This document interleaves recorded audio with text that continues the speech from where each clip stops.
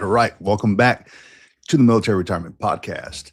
Welcome back, Streaming everybody. everywhere on Facebook, on YouTube, everywhere. What's going on, John? How you doing? One day on Netflix. Who knows?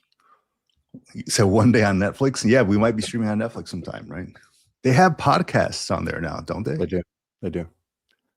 Yeah, we got to figure that out, man. I don't know how you wiggle your way in there.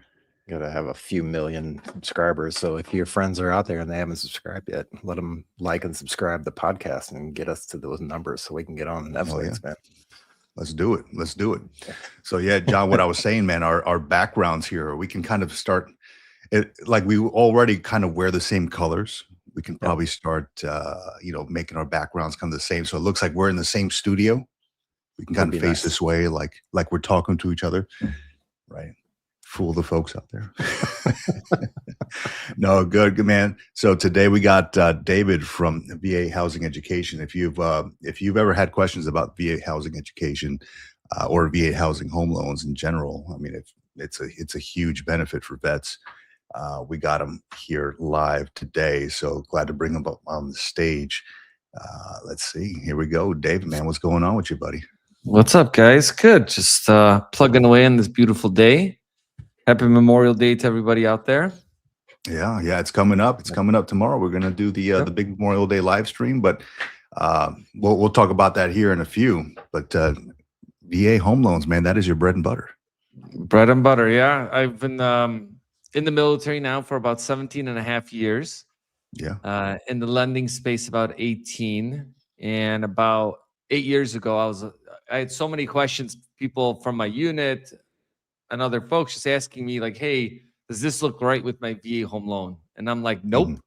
And I'm like, how do we get information out to the veteran community and kind of give it in a way that is clear and informational, right? Because I think a lot of times, just like with any veteran benefits that are out there, veterans they may think they're working with a good company, or they may be thinking they're using the benefits wrong or correctly, but in fact, they're being taken advantage of, right? So that's kind of the premise of doing a YouTube channel, which I had the equipment sitting there for like 2 years before I did anything with it. But during COVID, we couldn't go anywhere. So I was like, you know what? It's time to really get education out to the veteran community on a larger platform. So, but thank you guys for having me on. I appreciate it. No, absolutely, man. As soon as we connected and you were like, hey, VA home loans, I mean, I'm using one right now. I've used them in the past. I'm looking to use some in the future here. And I know there's been a lot of changes too with the VA home loan, especially with some legislation that's coming out as well, not passed by law. Specifically, I'm talking about that Sherry Bradley and Eric Edmondson Act. But things are going to change, and I'm wondering, like, if you're tracking on any changes that folks should know about, especially like in 2026, because the last time I used it was last year. I don't know if anything's changed since then. There's been a lot. And a lot of proposed changes. And, I always joke around because we do a lot of live events with some guys who do VA disability. And I'm normally like, VA disability continues to get worse. And the VA loan has always been good. But now it's kind of a mixed bag. Some big positive changes that recently came into effect as of the 1st of May of 2026 was one of the biggest hurdles for veterans using the VA home loan was the appraisal requirements for peeling paint, right? So that was like probably the number one issue that popped up. And I don't know if you used the VA loan, did you have any issues with the appraisal? No. Thankfully, everything went smooth every time I've used it. Yeah. Well, that's awesome. But for a lot of folks out there, it was a big pain point. So now the VA finally came out and said, look, if a home is built after 1978 during the Lead Paint Act was enacted, then the home doesn't need to have peeling paint fixed, which was a huge relief because sellers wouldn't want to accept VA home loans because they're like, well, the VA is going to come back with all these repair items that are needed. But that has now gone away for any appraisals ordered after May 1st, which is a huge positive impact for veterans. Now, there's been some, I know we talked about this before we kicked off. So, two Mhm. major things, which is the HR 6047, that's the Sherry Briley Act, where That's right. it's a mixed bag, right? One very positive piece for the most disabled veterans out there getting an extra $10,000 a year. A huge positive for National Guard member and reserve members being Mhm. able to use the VA loan insanely fast, right? And this will probably trickle down to active duty folks as well, which it would be like the biggest change in my mind with the VA home loan in its history. The other part to that too, let me just pull that up right here, which is the HR 8532, right? So it's the VA Home Loan Affordability Act. Now, this act also is trying to change a lot of things with the VA home loan. VA loan itself has been an awesome product, right? I've used it on my purchase of my property. You've used it. A lot of folks have used that VA home loan. Yep. And what they've been trying to do with that act is trying to make it more like FHA loans, which has a ton of restrictions. VA loans don't, right? I have over 400 videos of all the things that you can do with the VA home loan. But if they try to start going towards FHA standards, it's going to degrade the loan product, which I hope that that's not going to be the case because right now it's very flexible. Mhm. Another piece they're trying to do with that that hinders a lot of veterans from becoming homeowners in major cities is when they go to purchase condos because condo requires VA approval. Uh, the process is easy, but the stigma is that it's extremely hard. So what they're trying to do with this bill as well is they're trying to cancel out approvals for condos for VA loans, which is mixed bag because I also teach condo financing. And I'll Mhm. tell you guys, even like if you don't do it every day, right? Looking at condos, financials, what are they doing? You can get yourself in a bind. And veterans now are trying to search for condos that are already VA approved, which the VA's approval for condos is very minimal in what they require for a denial, right? And even when you can get if a condo's denied, right now you can do a waiver. So I think right now their idea is that, well, if we just get rid of it completely, we're going to solve the problem. They're going to solve the VA's problems for like them doing more work, but now the burden's going to fall onto somebody, a veteran that doesn't understand condo financing. They could be surrounded by a sales team that just wants to sell them something, but not explain it. Um, Right. and for me, my motto is that I don't care if you buy a house or not, right? I'm here to educate you. You want to work together? Great. We'll make it happen. But when someone doesn't want to do something and we analyze it, then we let them know, like, don't do this. This is a huge financial pitfall, right? Like if you're gonna have liquidity issues, like meaning you can't sell that place when you need to, because again, Mhm. VA condos are extremely loose. Like buildings could be not approved to be able to do conventional loans or FHA loans. But on the flip side, you could do a VA loan in it. Is that good or is that bad? Right. And if you don't really understand the entire process of that, you can get in a lot of trouble yourself. Right. So what makes a condo not VH or VA loan, I guess, approved? Is it just the lender, or is it like something to do with like the structure, or is the VA looking for something specific? So the VA is looking for two main things. They're looking for leasing restrictions, meaning that you can't lease your property, right? So if you have a Mhm. condo, you can't lease it. Now they do allow like not if you have an Airbnb restriction on your condo, they're okay with that. Or if you have a 1 year lease requirement, they're okay with that. But let's say if the building you would have to submit the application to the building for them to approve it. The VA would say, well, this would hinder the veteran's ability to rent it. So we're going to deny it.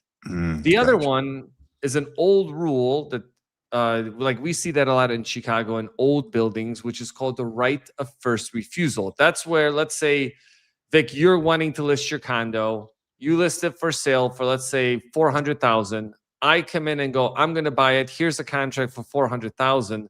You then have to go to the association to see if they want to purchase your building for 400,000. Now, I've seen it only a handful of times where it does come in handy. That's normally where you see, like, let's say you inherited a property that was worth 400,000, but you just want to dump it and you're going to sell it for 300,000. Then you go to the board. The board's going to be like, well, if he sells it for 300,000, that means the entire building's value is going to drop 100,000. So they'll step in, buy it, unrecord it, and then they'll go and sell it and make $100,000 profit. Right. So, like, but again, I've rarely seen that happen. So that's really the two things, right? All other loan programs, they're looking at the budgets. They're making sure that they have enough reserves. The VA they don't look at that piece, right? And conventional loans requirements have also stepped up a little bit this year, which has been big changes. So, when you think about liquidity, you're not just thinking like, oh, I'm buying something now because I just need a place to live and I really like this building. You need to understand the finances because you can have special assessments that come up at some point in a transaction. And we'll see sellers hide like their special assessments. That's why you got to read the meeting minutes. And I have a whole bunch of videos on that, but like you really need to become an expert in that process before you purchase. And you do have to get involved with the board because they'll make decisions. I don't know if you guys lived in a condo before, but sometimes there's crazy people running them. It's like you have to remember, if there's 100 people living in that building, you are sharing a budget with 100 other people, right? And people want to do different things, and everyone's financial picture is a little bit different. Especially if you're if you're a disabled veteran. Let's just say you're on fixed income. Let's just leave it at that. Let's just say you may have disability, and that's it.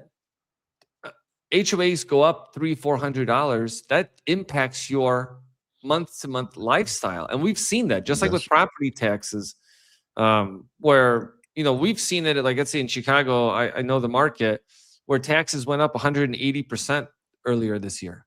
So veterans that weren't paying property taxes, now all of a sudden, because their values went up past the threshold, now they're paying property taxes. So, home ownership is supposed to be a happy thing, right? It gives veterans stability. Just like my wife, that's the reason I have a house. She's like, I want roots. And I'm like, all right, let's buy a place. But just get a plant.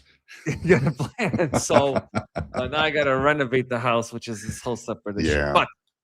But we're in the process of gathering all that. But all those things kind of have to factor in, right? Just understanding what you're buying, even if it's just a house, right? Like, what's the maintenance requirements for the house? Do you have enough money? Are you budgeting? And so oftentimes we see veterans that, they're in the home buying process and they spend all their money, not on like things like that they need. It's wants, right? Going out. Like furniture and all that.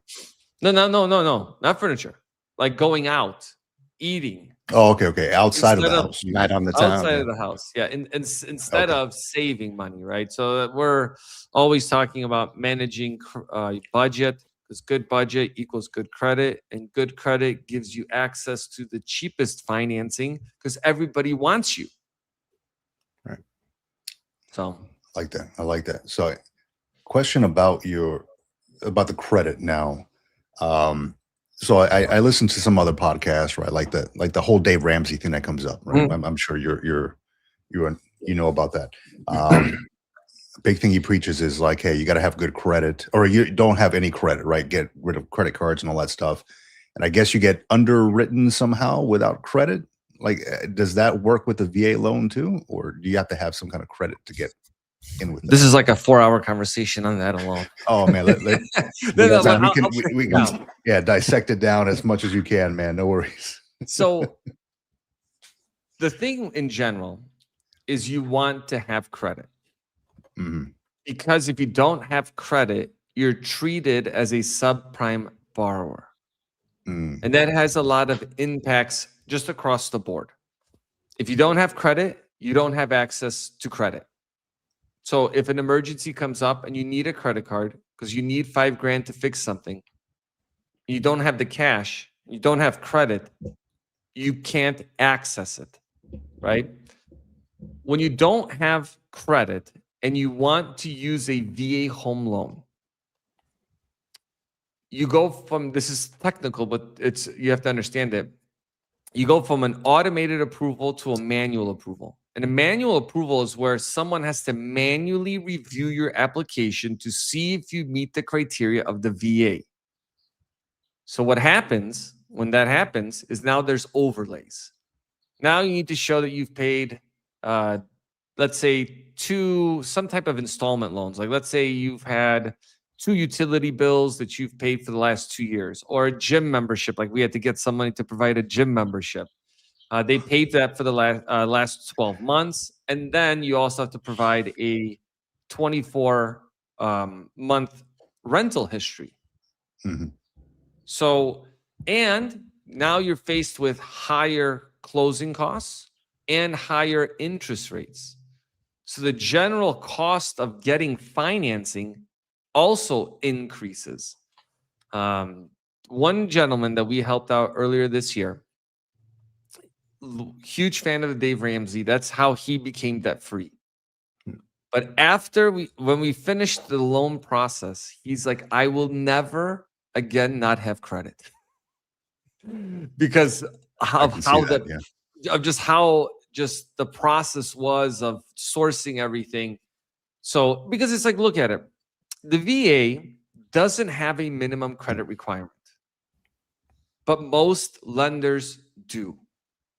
Right? Normally they'll be like 580 on up, maybe sometimes 620, because they know the challenges that come with that. And it is just a higher, technically, from a lending perspective. If you're trying to borrow to somebody that doesn't use credit, you then assume that they don't know how to pay their bills on time, right? Right. So Right. that's And why they're normally assessed a 620 credit score.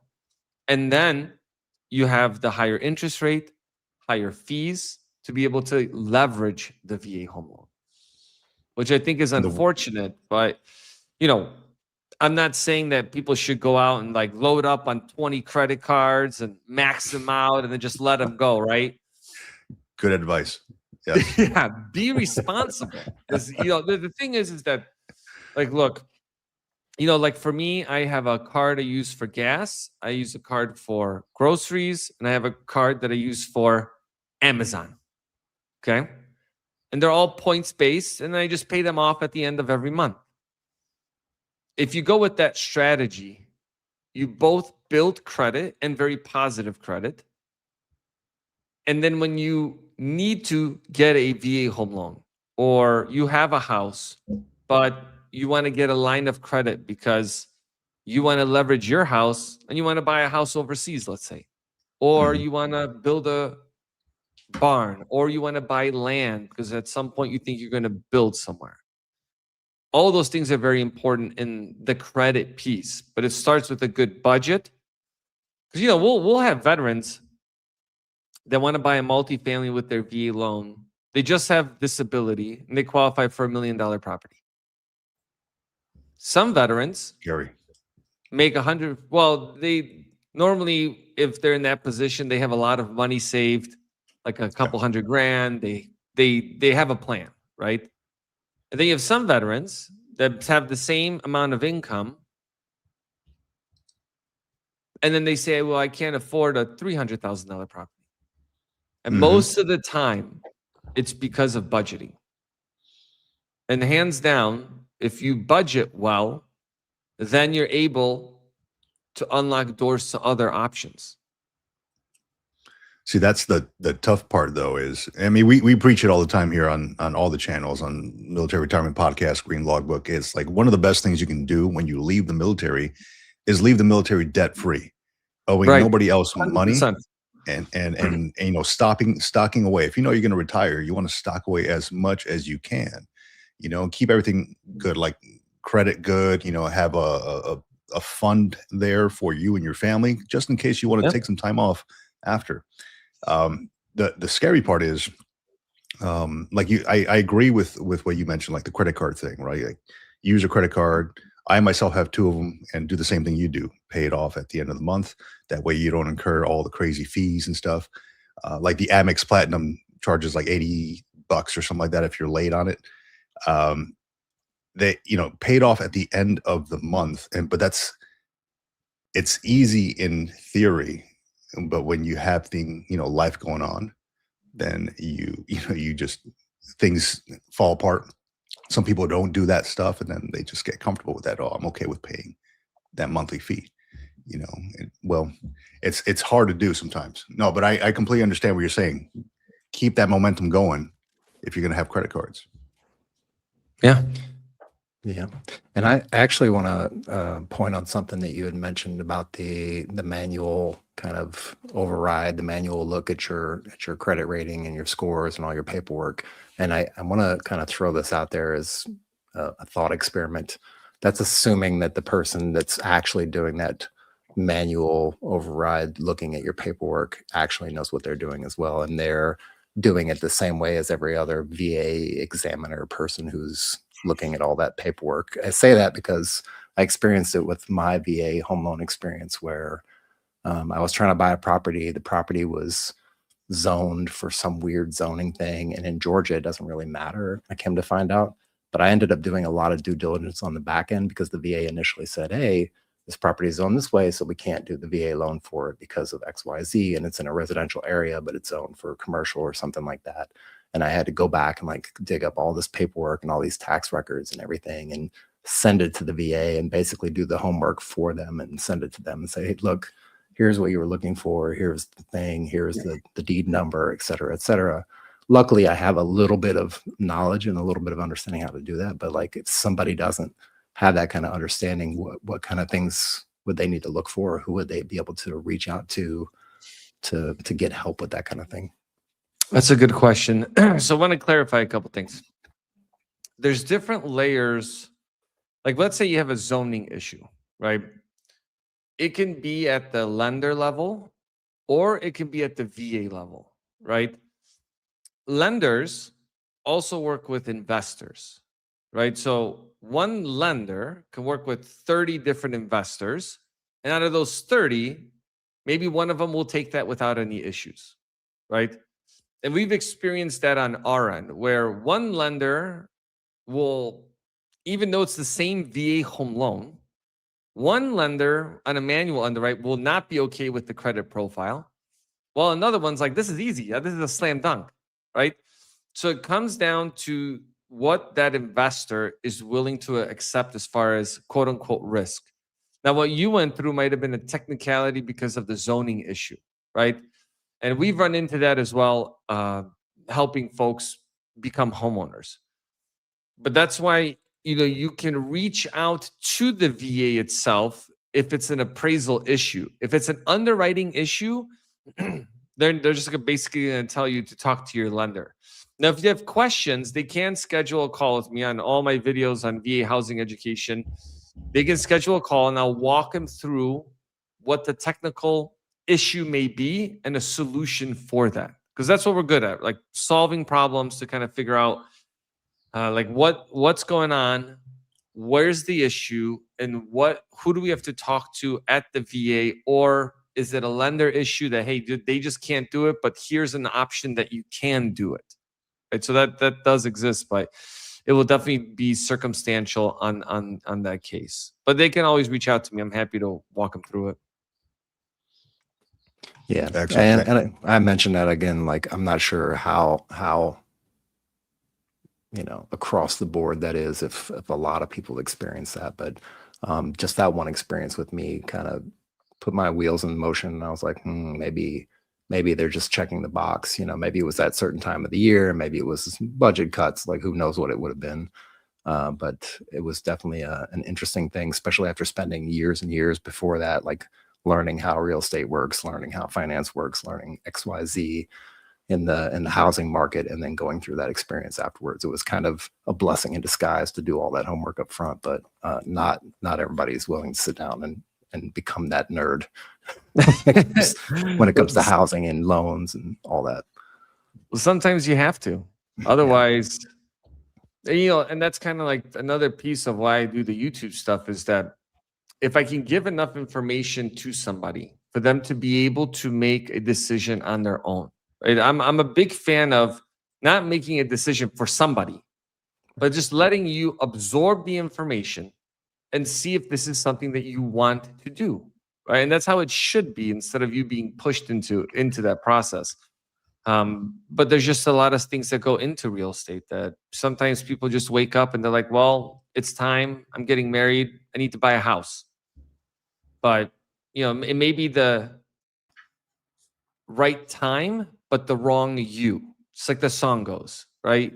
That's why going back to what we talked about a little bit earlier, budget, credit, then you can jump into things because you're financially ready to do.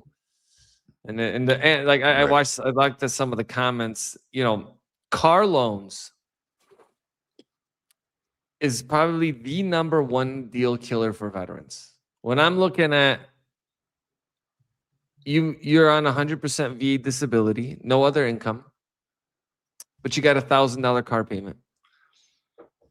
That shiny Dodge Charger is looking good, And when I tell you that to get rid of this car, you say, I love this car. What is more? It's your priorities, right? And I think that's for a lot of folks out there. But yeah, people get 20% interest rates on these cars. They just want to keep them. But my buddy was looking at buying a car, and I said, and he's also wanting to buy a house. We looked at the numbers. I'm like, you have enough money just to buy like a car for 10 grand. Buy it cash, no car payment. Your insurance on top of that is going to be way cheaper, right? So not only do you have a car payment, you have things that lenders don't consider in a VA loan, like car insurance, life insurance. How much do you pay for that every month? But if you budget, then okay, well, this doesn't make sense for me to do because if I buy this, now I can't do this. Right. So, and at some point, you're going to have to combine those two. If you're remaining in debt, then your car is going to become your house. So think wisely about that. So make sure you buy an RV if that's the case. You gotta kill two birds with one stone. There you go. RVs, you don't have to worry about that. RVs are expensive. They're crazy expensive. They give you 20-year loans. I was just looking at one. Yeah, I was looking at the small ones, like the Sprinter ones. They're built on the Mercedes chassis or whatever. Just because I have kids, we like to go around camping and stuff like that. It's not huge. It won't completely take over my driveway. I've got a neighbor who's got one of those, whatever they call them, I don't know, Class A's or whatever, RVs, takes up his entire side of his house. Fifth wheeler, the one that's got a connection at the front. No. This is like the entire. It looks like a big rectangle. It's like the engine. I mean, you walk in, you have the driver's seat, and then it's an entire apartment. Oh, geez. Yeah. So it's immense, dude. But the thing is, the amount of times that he has taken it out, I can count on half a hand in the last year and a half that I've lived here. So, I mean, I have to believe it's expensive because it looks new. Well, that's why those are great to pick up on the secondhand market because a lot of people buy them and they don't use them. But yeah, just like a boat, It's better to have friends with boats. Those are the best. Those are if you want a boat, because otherwise, like you said, we got people in Chicago that could maybe use the boat 4 months out of the year. And then you're not going boating every day. You have weekends. So maybe every other weekend. So you're going to use it 16 times. Gas is $1,000 to fill up every time. So it is. So I know a Navy guy out here in San Diego who he bought one of these boats, these pontoons, and it has like a water slide in the back and all that. He bought one of these, but he rents it out for parties. So it's kind of docked over here, like in San Diego somewhere, and he just rents them out. I'm like, okay, that's not that bad. I guess it's paying for itself little by little. I mean, you can That's almost boat half, most of the year here. that's a different story. We've had veterans that do that with cars too. Mhm. Um, but just really depends on what you're comfortable with. Because I mean, look, Yeah, the VA loan, we have veterans that buy a house or they buy a multifamily and they don't make a mortgage payment because they rent out rooms, they rent out their apartments, right? They Airbnb, they put traveling nurses, they connect with insurance companies to house folks, mm, right? Like you were talking about individual that was renting out to former drug addicts, right? So like that's rehab right. That's right. programs. And Mhm. so it just depends on your level of comfort, right? A lot of veterans, what I feel like that we've talked to, buy a house so they have something of their own, and they want to be by themselves or just with their family, right? Yeah. So, because the VA loan is very flexible. I mean, you could technically buy a farm with your VA home loan. You could Yeah, yeah, buy a that so farm that's residence. that's the idea is get like acreage and then build something on there. That's exactly what I'm looking at right now. Getting some land and potentially building on there. So how does that work? The VA loan will fund the land and the house, or do I have to have something locked in first? So this goes a couple different ways. If you don't own land Mhm. and you want to buy land, then you have to do a VA construction loan right away because you can't just buy land solely and then never build anything. You Mhm. have to go in with buying and building at the same time. So we don't do VA construction loans. It's hard to find somebody that's good. I don't know any of them because people always call like, why can't I find somebody? Because like it's a different it's a whole different beast. Lenders have to front the money. So basically they have to like give the couple $100,000 and it's 100% financing. So it's a little bit risky, but you can do it, right? The other way to do it is like I have land in North Carolina, right? And I'm paying off that land. And I did a video on it talking about land is a really good savings account because we're not making more land unless we go invade another country and then we claim that as America, right? Otherwise, it's fixed. Which Well, so if you're thinking about, let's say, buying somewhere or wanting to live somewhere in the future, mhm, buy land, right? You normally could pick up land at a pretty good deal.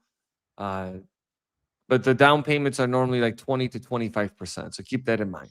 But like we'll have people that go out there and buy $20,000 piece of land, right? They do a $5,000 down payment, get a mortgage for the 15, and voila. In fact, you can just use a 0% interest credit card for like 20 months, zero interest. Just buy that with a cash advance, 0%, and then just pay it off of over 18 months. there you That's go. what good credit allows you to do, Yeah, right? yeah, Access money. like that. But and another thing with that is that if you buy that land and in 15 years you're like, hey, I'm ready to build, you've paid off the land is appreciated. In theory, you could not use a VA loan. And normally, if you have 20% equity with like the land with your build, then I would recommend not using a VA loan. Then you can go ahead and do Mhm. like who did I went to? There's a bank in North Carolina. Essentially, if you have 20% equity, they give you a really good interest rate, and you could self build. So then you could be your own GC. Now you just saved another Yeah, 100 grand. If that's something that you're comfortable with, right? yeah. But it just gives you a lot of flexibility. And there's some good land out in North Carolina too, so that wouldn't be that bad. No, I got a place up in the mountains. In So North got Carolina? lucky. Yeah, up by Black Mountain, 18 acres Okay, okay. in the Oh, right on. I usable, like most half usable land.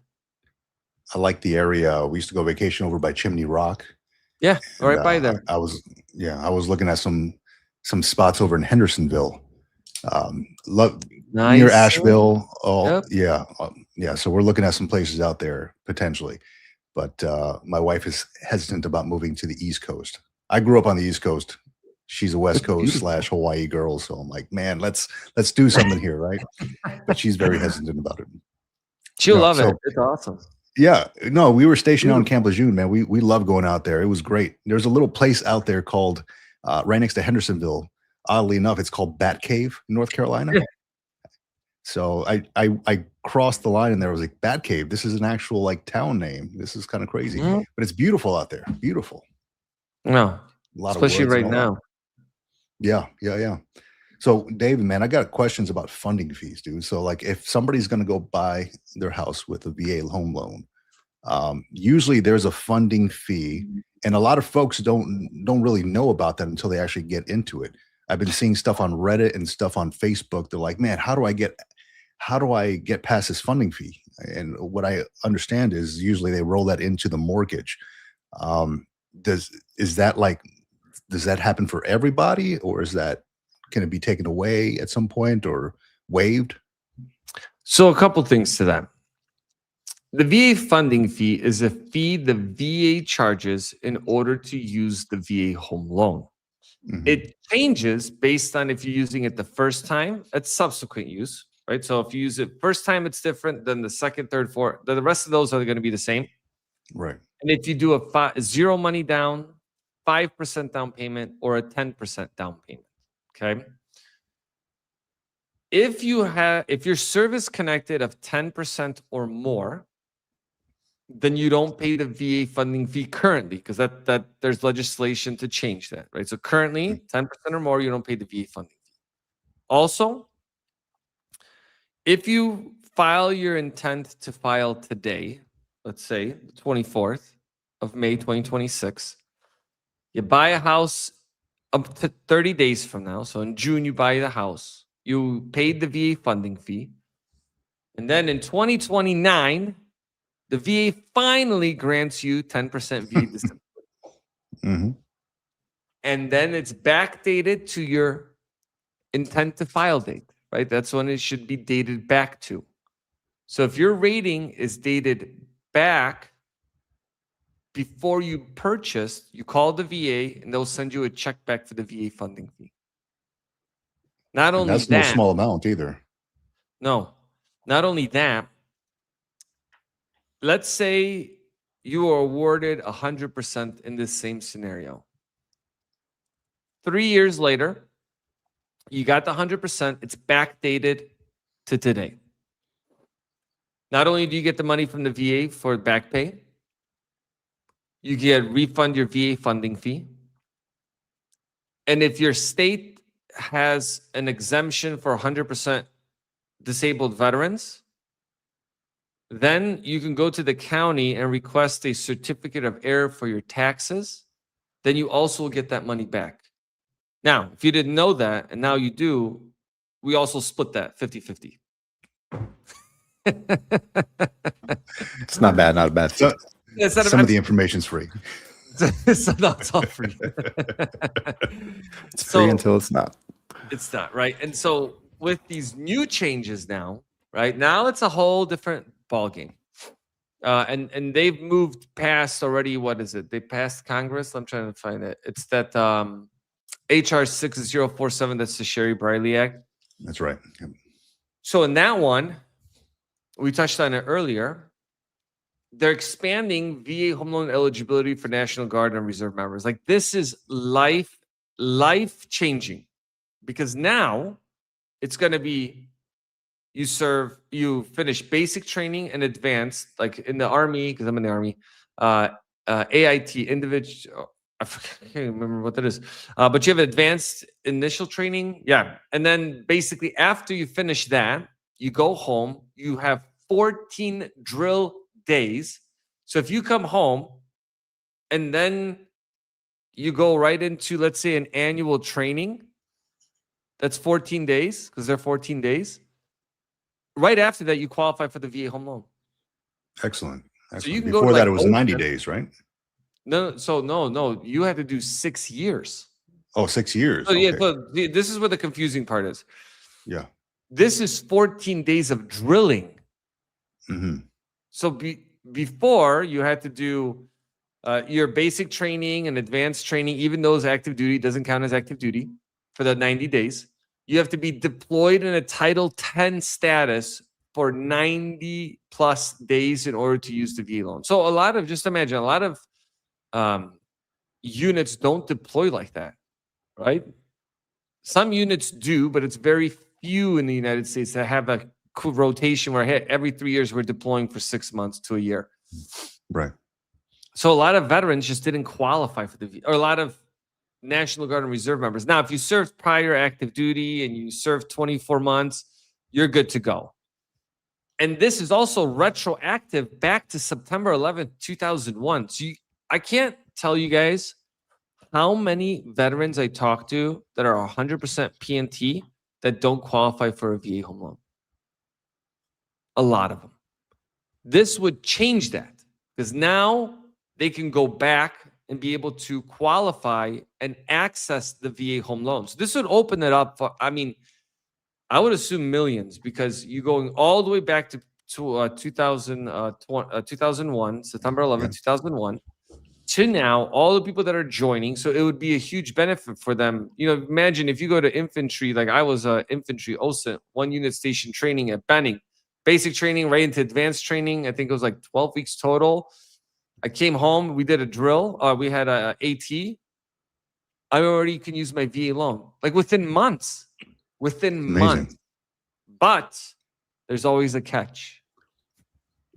Do tell. I'm curious. So what they want to do with this bill, right? The bill, again, just to remind folks, it's to increase pay for the most disabled veterans. Very positive. But they're trying to add in all this stuff because they want you as a veteran to pay for it, which is, I think, the first time they're doing something like this. So for folks that would qualify for this specific program, the VA funding fee would be increased another 1%,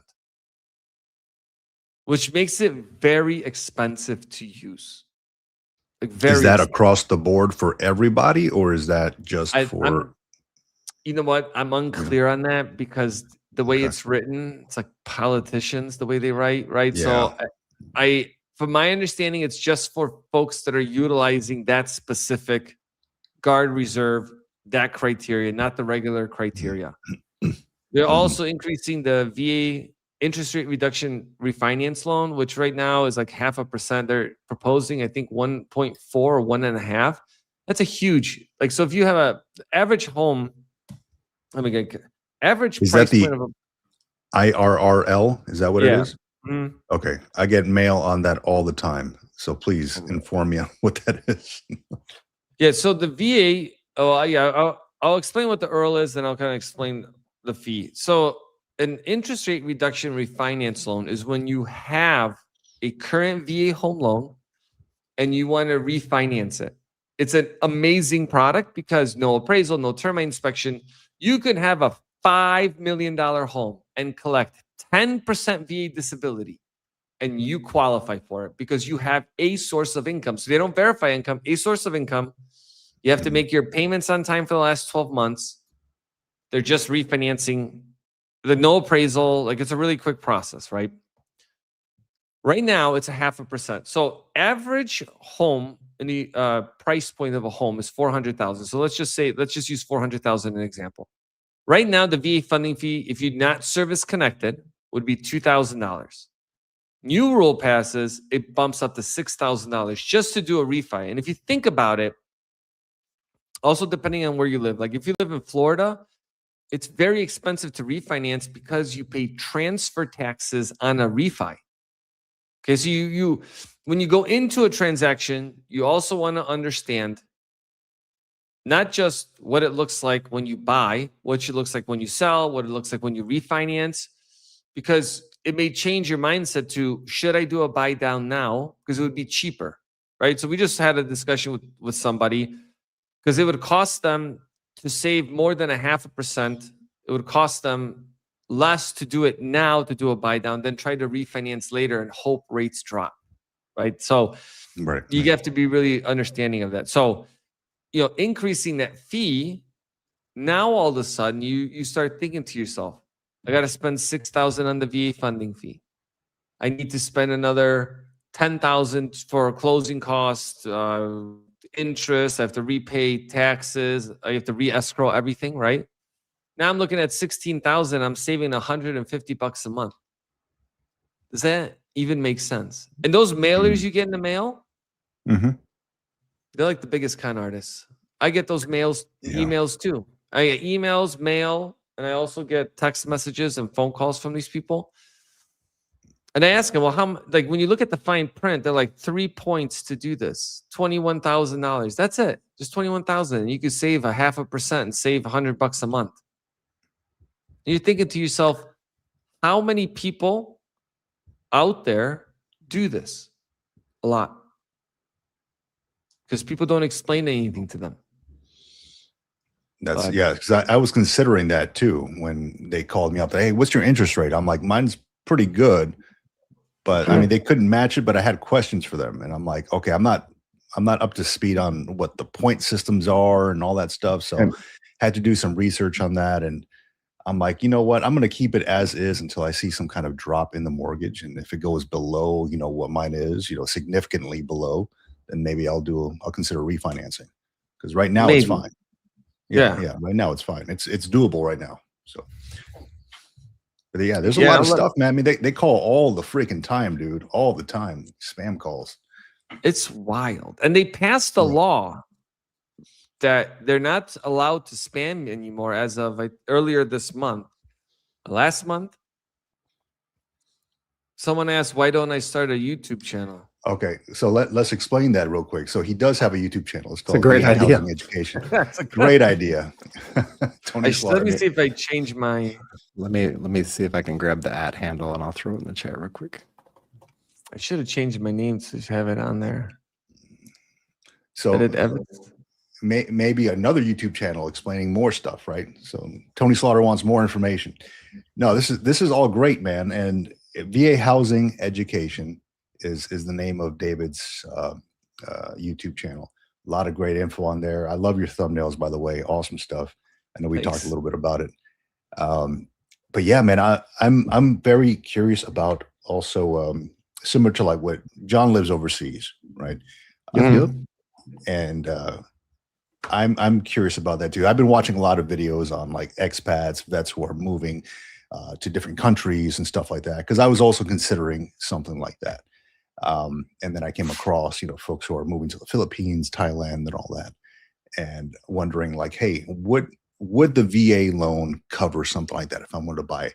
It's significantly less expensive to buy something over there from what I've seen. I've not gone through real estate agencies or anything like that, but I've seen a video of somebody buying an entire house or building one for like 60,000 out there in Thailand, I think it was. Would the VA loan fund something like that? In a way, but not directly. Okay. So the VA loan is designed to be used within the United States and its territories. Like so Alaska is included. If you want to buy in, I think Puerto Rico, you can use the VA home loan. In those areas, you can use it. Outside of the country, you cannot directly buy a property. Now, one thing that you can do, which goes back to good budget, good credit, right? And depending on your financial situation, we've helped people do a couple different things. One, if it's 60 grand, you could probably get a low interest personal loan and knock it out and just have a plan, right? Because if you know, like, oh, I can afford $600 a month because I'm going to have this other house and I'm going to Airbnb it. I have a plan. It's going to pay for itself. Oh, cool. It's a 5-year note. Hey, you can knock that out. No problem. It's like a car payment. Some people that own a home will either get a home equity line of credit and then use that line of credit to buy a property or buy a lot of them, right? You may have a lot of equity in your property. The other option is you could do a cash out refinance. Now, if you're sitting on a really low interest rate, does that make sense? It may not, right? HELOC might be a better option. And then you could, but again, you could max out your HELOC. I don't do them, but you can go to like a local bank and get them. You just pull what you need and you pay interest on. It's interest only. Every program's a little bit different, but in essentially it's a 30-year mortgage. First 10 years, it's variable interest. It changes every month. It's interest only, so you're not paying any principal down. And then after that 10 years, normally it re-amortizes to a 20-year mortgage at the rates at that time. Now, you can refinance those at any time. So if you're like, I don't want my line of credit anymore, I want to refinance into a fixed second mortgage, you can refinance those. And later, you might be like, I want a HELOC back, right? You can do that again. So it's a way that we've seen people build assets overseas by leveraging their own property or doing a personal loan, right? That's the other option. Or sometimes people will have enough money in their 401ks and they'll do a loan against themselves at a really low interest rate. Just depends on what you want to do, right? How you want to structure your finances. What are you comfortable with from a risk perspective? Right. Yeah, it makes sense. Makes sense. Because a lot of folks don't have the cash to go out there and buy a Right. house. So, like, for instance, I was watching this video yesterday. This gentleman's like, yeah, I came over here with little money, and now I don't have enough to go back, because he lives off Social Security, right? Older gentleman. Right. Doesn't have enough to go back and actually buy a place, because everything has just, ballooned so high that he's kind of stuck out there now that he wants to return to the US. So it really kind of puts you in a bad situation. But I mean, that also goes along with budgeting and things like that you mentioned Right. earlier. Yeah. And maximizing your benefits. The VA funding Absolutely. fee, one thing I think that you were on, or the other week we were talking about, a lot of veterans still don't understand the VA disability process, right? Or they shy away from it. Yeah. Then you have other veterans that have ratings that they should have higher, but they're too scared to go back to lose what they have, Mhm. right? And the VA disability itself has been changing, not in a positive way. At least maybe some, but normally they're trying to make things harder. At least from what I've seen doing it. But Yeah, this is a why lot more restrictions, it seems a like. lot more restrictions. So it's like, if you're thinking about doing it, do it sooner than later because of all these changes that they're doing. It's like same thing with housing. It's like, people are waiting for rates to drop. That's the wrong answer. If rates drop, what happens to the market? When Everybody comes in. everybody comes in, and then Let's- all of a sudden, these lower interest rates do nothing for you.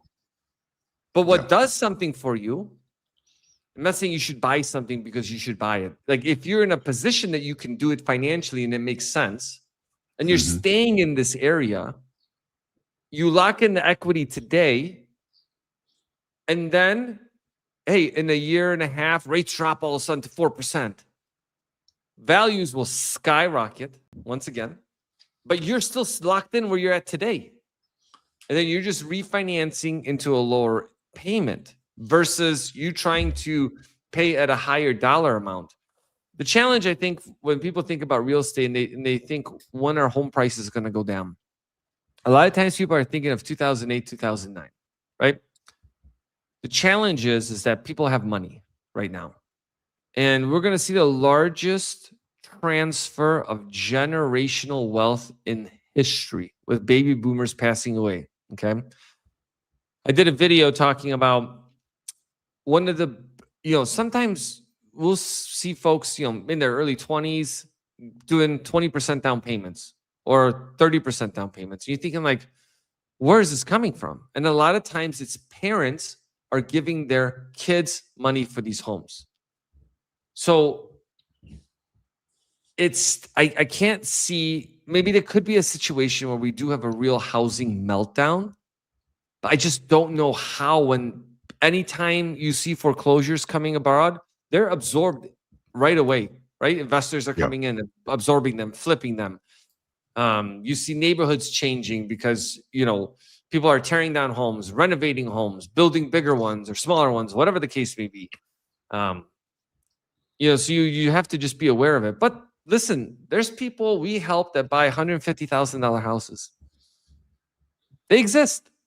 $200,000 houses exist, right? And then Mhm. someone will say that, well, that's not an area I'd want to live in.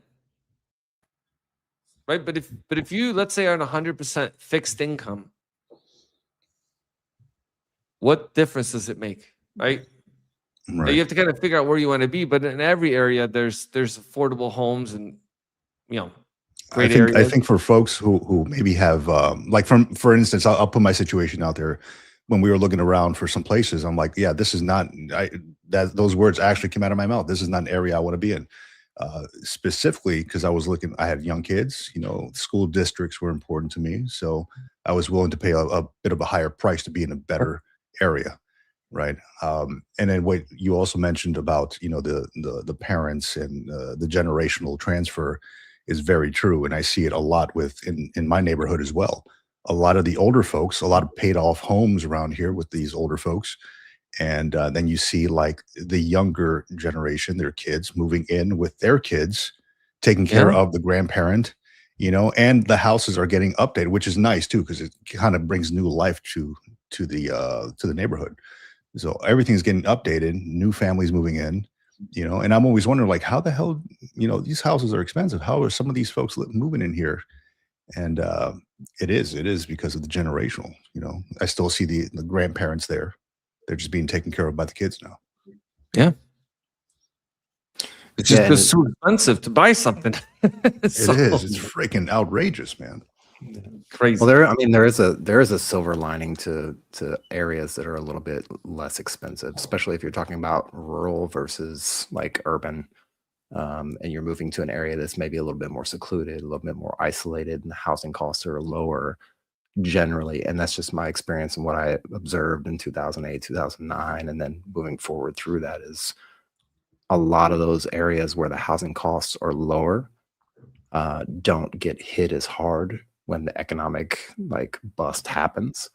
Whereas a San Diego or a Los Angeles or a New York or Chicago, especially in the urban centers, those areas get hit really, really hard, and they take the brunt of the damage, right? Mhm. Yeah. Yeah, they Um, absolutely I do. did Yeah. want I did want to ask you a question about as far as what you see with folks actually buying homes with like the millennials and the Gen Z and those folks. Are they? Do you see a lot more of those younger generations actually buying houses, or do you see them moving more into like the renters market where they want to rent apartments and be able to move around and be more mobile nowadays? You know, it's a good question. It's hard to answer because we have a limited of pool of folks we talk with, right? In general, I would say when veterans have one of the best shots at home ownership because of the zero money down. Like they basically just have to pay for closing costs, right? So the National Association of Realtors did an article not that long ago talking about that exactly, right? Veterans have access to the VA loan to become homeowners, where a lot of other folks, just imagine you're buying a $400,000 property, right? So let's just say you're looking at a $400,000 property. You need to have 9% total. You would need $36,000 saved. And you have like over 60% of Americans living paycheck to paycheck. Right. So just imagine how much harder it is for regular folks to be able to get into home ownership Oh, yeah. versus a veteran. It's like, it's wild unless you then have family that gives you money to help out. We've seen that as well. So, and veterans, you know, will come with a mixed bag as well, right? Like I mentioned, sometimes people will come in and be like, well, rates are just too high. I'm not going to buy anything. I'm waiting till values drop 30% and rates are 2%. You're never buying a house, right? Yeah, you're gonna be standing still for You're forever. going to be right. And then you have the group of people that I should have bought 20 years ago. I should have bought 10 years ago when the home values were lower. 20 years And from now, what happens yeah, then? it's going to be you. The same And that's thing. right. 20 years from now, the situation I believe is going to be a little bit different because of the baby boomers passing away, house transitions, and there should be more inventory. But still, like from a value perspective, I think we've gotten so comfortable with where we're at and like values, because again, housing is somewhat limited. We'll see that 20-year mark, how it changes. But this is why it's so important. Again, it goes back to, what is your financial situation? Why can one veteran buy a $400,000 property with the same income, and another one could buy $1 million property with the same income, and then rent out their other units and not make a mortgage payment? So they have a mortgage, they're not making a mortgage payment because someone else is. But you're struggling to buy a property. Yeah, the budgeting, the education, budget. and I guess the risk, how much risk you want to take. I guess all those things kind of ball up, and that's what makes people's minds up. Yeah. Yeah. Hey, real quick, David, we got a question here that's pretty good one. I was reading it, and I figured, throw it your way. As a licensed contractor, can I build my own house using a VA construction home loan? No. That's it. All right. All right. So this is why. Period. Nope, that's it. Good talking. So listen, the thing. So this is why I mentioned that if you buy land now, right, or like sometimes people will get gifted land that's paid off. Then you can use the equity. So if you have 25% equity, you normally can go to like a farm and credit. I don't know if you guys have heard of those before. They used to be like part of the government, but they sold off. But they do them. They do agricultural loans. That's where I got my loan for my place. But they will let you do it if you have a big enough down payment. Okay, so I don't know if you joined us when we were first talking about it. You can't use yourself, right? But you may know a buddy that's a licensed contractor that you can hire them. There we go. Right? If you have a friend, you can hire them, right? They're a contractor. My wife is my friend too. So is she your friend? There you go. As long as, I would assume that one might be a tricky one we have to confirm, but if they're not on the application, right, not on title, like you're just hiring somebody else, right, to do the work. The requirements can be lender specific, but normally the VA got rid of it's for construction loans. You might still need to do it to get certified by them, but now we're required to have friends. I like that comment. Sometimes you need a friend. This is why it's like good budgeting, right? Good budgeting equals good credit, good access to money. Good friends give you access to things and maybe money. Yeah, the network, huh? That works. You got to network a little bit. That's probably, networking is very positive on that. But with the construction piece, normally you have to just show proof that you know how to build homes. Normally, you have to submit a couple projects that you did. You have $1 million insurance policy and something else, and then the lender could approve you through the VA to do that. So it's not too hard of a process to do, but yes, sometimes having a friend will help you in that process. Or if you have equity in the property, like I said, you can do a self-build and do a non-VA home loan. VA loans are amazing, but sometimes it may not fit what you're trying to do. Yeah, no, great question too by Comet Bulldozer, because I was curious as well. I'm like, I thought, hey, if I'm a licensed contractor, if I know how to do the deal, and build homes, why not? But you answered it beautifully. Thank you for that. So David, man, before we I don't want to take up more of your time. I want to be respectful of your time. But what would you leave the vets out there in the audience with as far as using the VA home loan, as far as using their VA benefits? I would say if you have, VA, how do I phrase this? Not everyone's looking right now, right? But a lot of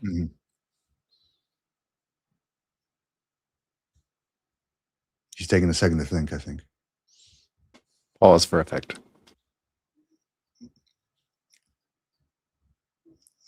It's a great pause. Oh, the pause? All right, we got you there. I don't know what happened. I thought you were pausing for effect. I was like, that's a hell of a pause. No, I would tell you this, is that search the channel Go in the search, and it's anything that you're looking for. And also, the thing with like, let's say housing, there's a lot of information that gets passed on from one person to the next, and just like your benefits, there's so many myths that are out there that we as veterans self-restrict ourselves because we don't know the actual facts, right? Even just like searching for benefits. So just check out the channel so you can search for anything. We're always doing live events about different topics, all related on housing, budget, credit. Benefits are going to be being impacted, right?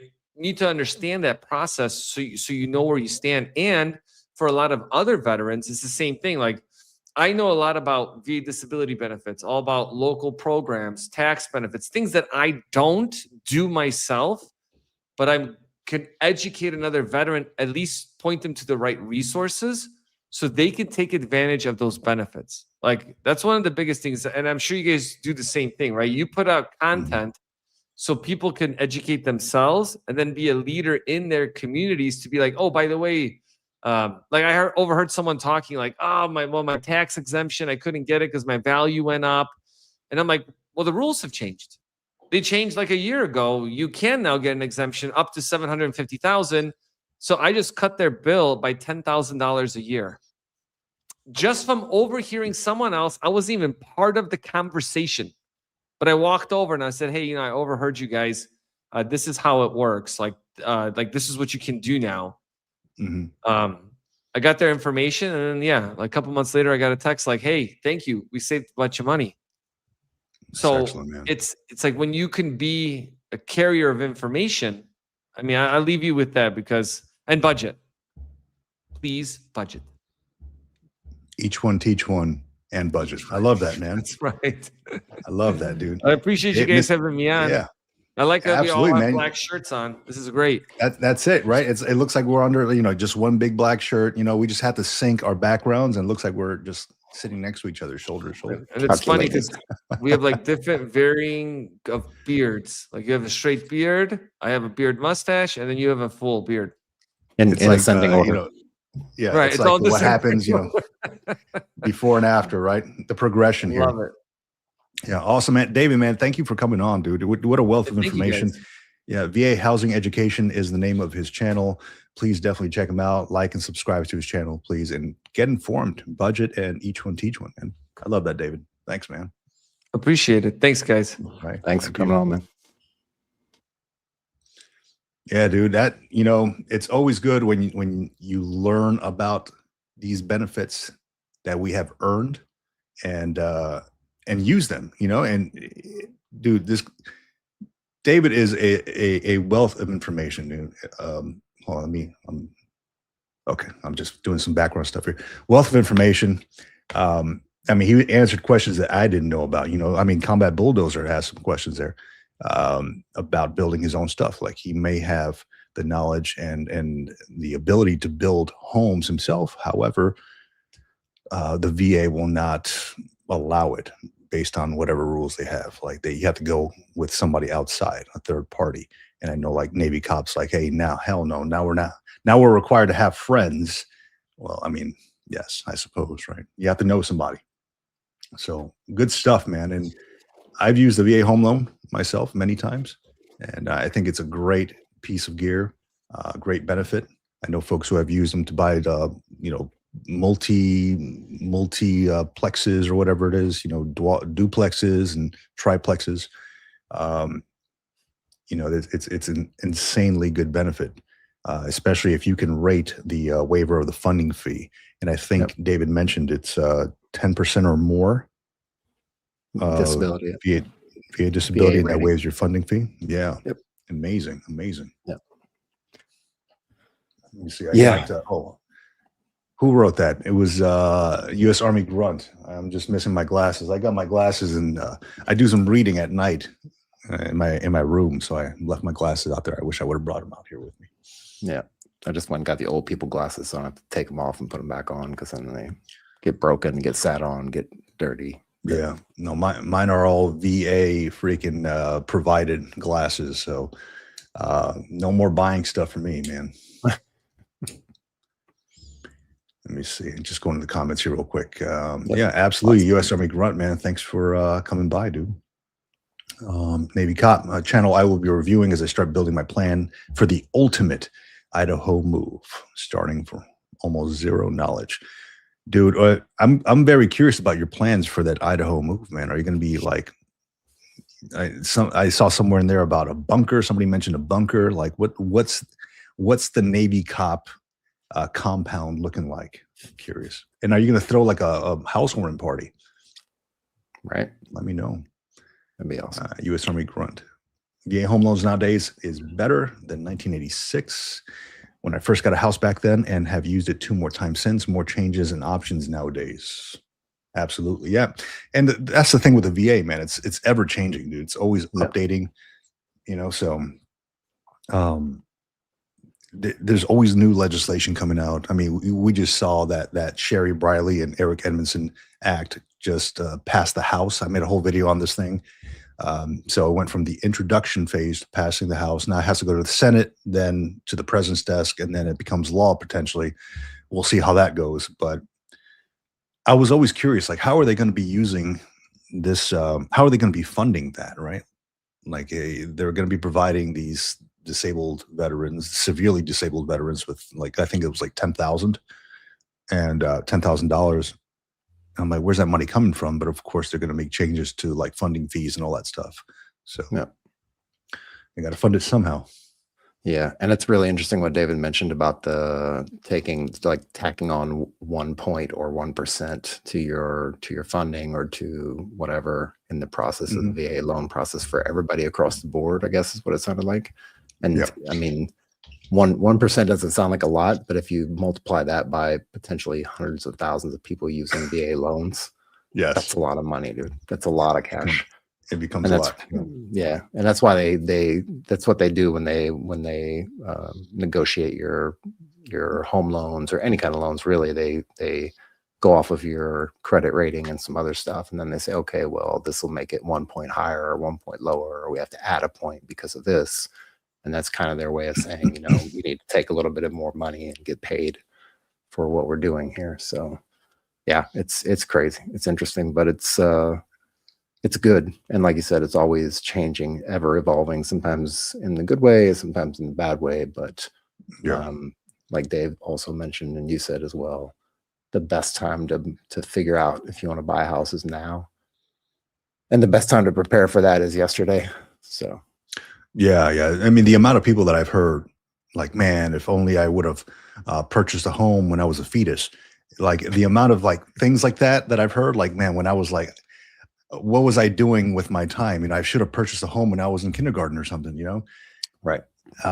That's, 20, 30, 40 years ago, whatever. I mean, so they're just going to go up. They're not, I mean, I think he mentioned it the right way. And I've also mentioned this myself, like, they're not making any more land unless you live like near like Hilo, Hawaii, where the lava flows like crazy outside of Kilauea.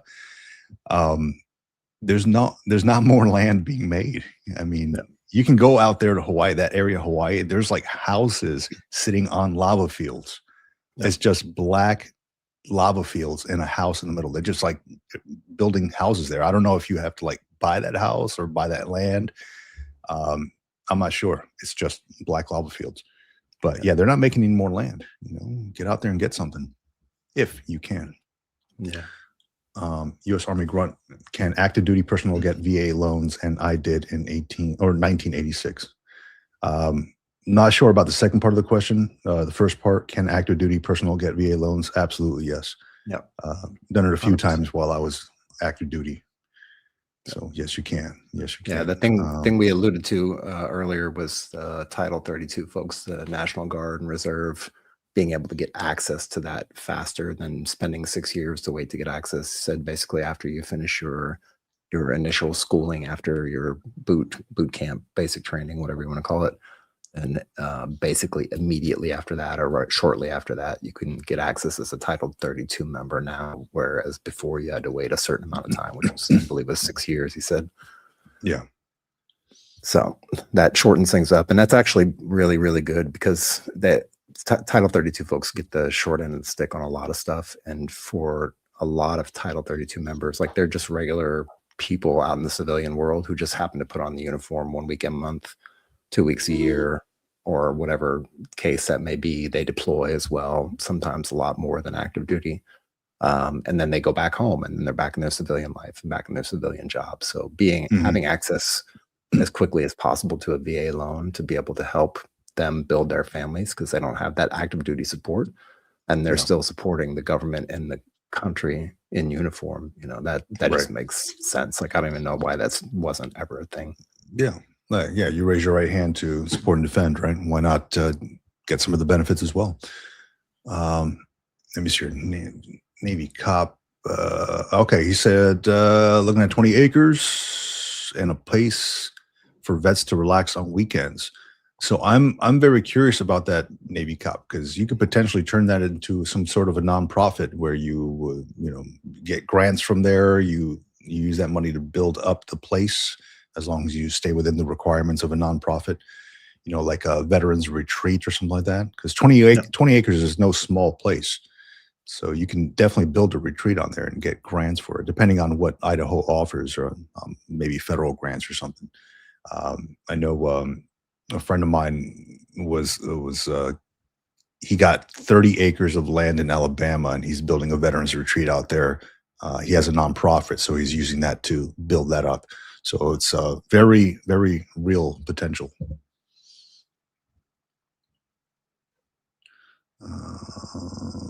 Looking at some of these comments here. Buying a house is great until you have a data center coming to town. Hey man, just rent out the house, dude. People are gonna need somewhere to live. Rent it out. Yeah. Build an ADU if you can, additional dwelling unit in the backyard. Yeah, and that's also a good way to look at things. If you're coming off active duty, if you're retiring or like whatever, if you're making your very first house purchase and you're not so attached to the idea of just like, I have to build a house or buy a house that's my own just for me, like you can buy up to I believe it's a fourplex within, of course, the funding specifications, but you can buy a fourplex and rent out the other 3 apartments or whatever, the other 3 parts of the building, however that building's set up. And you can essentially just pay for the house through renting. Of course, you've got to be a landlord and manage the property and do all that stuff. But if you can manage that and do it over potentially a shorter amount of time, 15 years or whatever, say 20 years, you could then have that paid off, use that as equity on another property to buy your forever home or whatever you want to do with that money, right? And still build income. Like that's how you build income and build wealth. It's an income stream, basically 3 income streams, really. If you do it right. And I'll share a little bit about a Marine that I had that worked for me. Great guy. He bought a place. Actually, it was one of the places I went to go see as I was looking at purchasing a property, but it was kind of outside of where I wanted to live. And I was looking at the school districts and all that stuff. So kind of outside of where I wanted to be. But this man bought a home that was being refurbished or, just remodeled or whatever. And it had 2 ADUs, additional dwelling units in the back. 1-bedroom homes, essentially 2 of them, because it was on a pretty big property, and on top of that, it was a dual, I guess, a duplex. So it was like a family could live on the bottom, a family could live upstairs. There was like an external stairway. Yep. So this man lives upstairs now, rents out the downstairs, and rents out the additional dwelling units. His mortgage is paid for. Exactly. Like he doesn't have to worry about that, So very smart move by this dude. I mean, he paid a pretty penny for it. It was over $1 million, but it's getting paid for. Yeah, as long as he has somebody in there. Exactly. Yeah. Let me see here. Question about the Homestead Act. Is it still available? Homestead Act. That's like from 1862. I'm looking at it right now. Allowed any U.S. citizen or person intending to become one who was the head of a household and at least 21 to claim 160 acres of surveyed federal land in exchange. Homesteaders paid a small filing fee and committed to living on and cultivating the land for 5 years. cultivating the land for 5 years. I mean, it's in the National Archives, so I don't know if it's still active. I guess I'd have to look that up here. It 1869 to remained, 1871, extending the benefits of Homestead Act to officers, soldiers, and or sailors honorably discharged from the service of the United States. yeah. It shows on the National Park Service. Homestead Act remained in effect until 1976, with provisions for homesteading in Alaska until 1986. We just missed it. We I know, just right? missed it there, freaking Tony Slaughter. A U.S. Army grunt might have got it.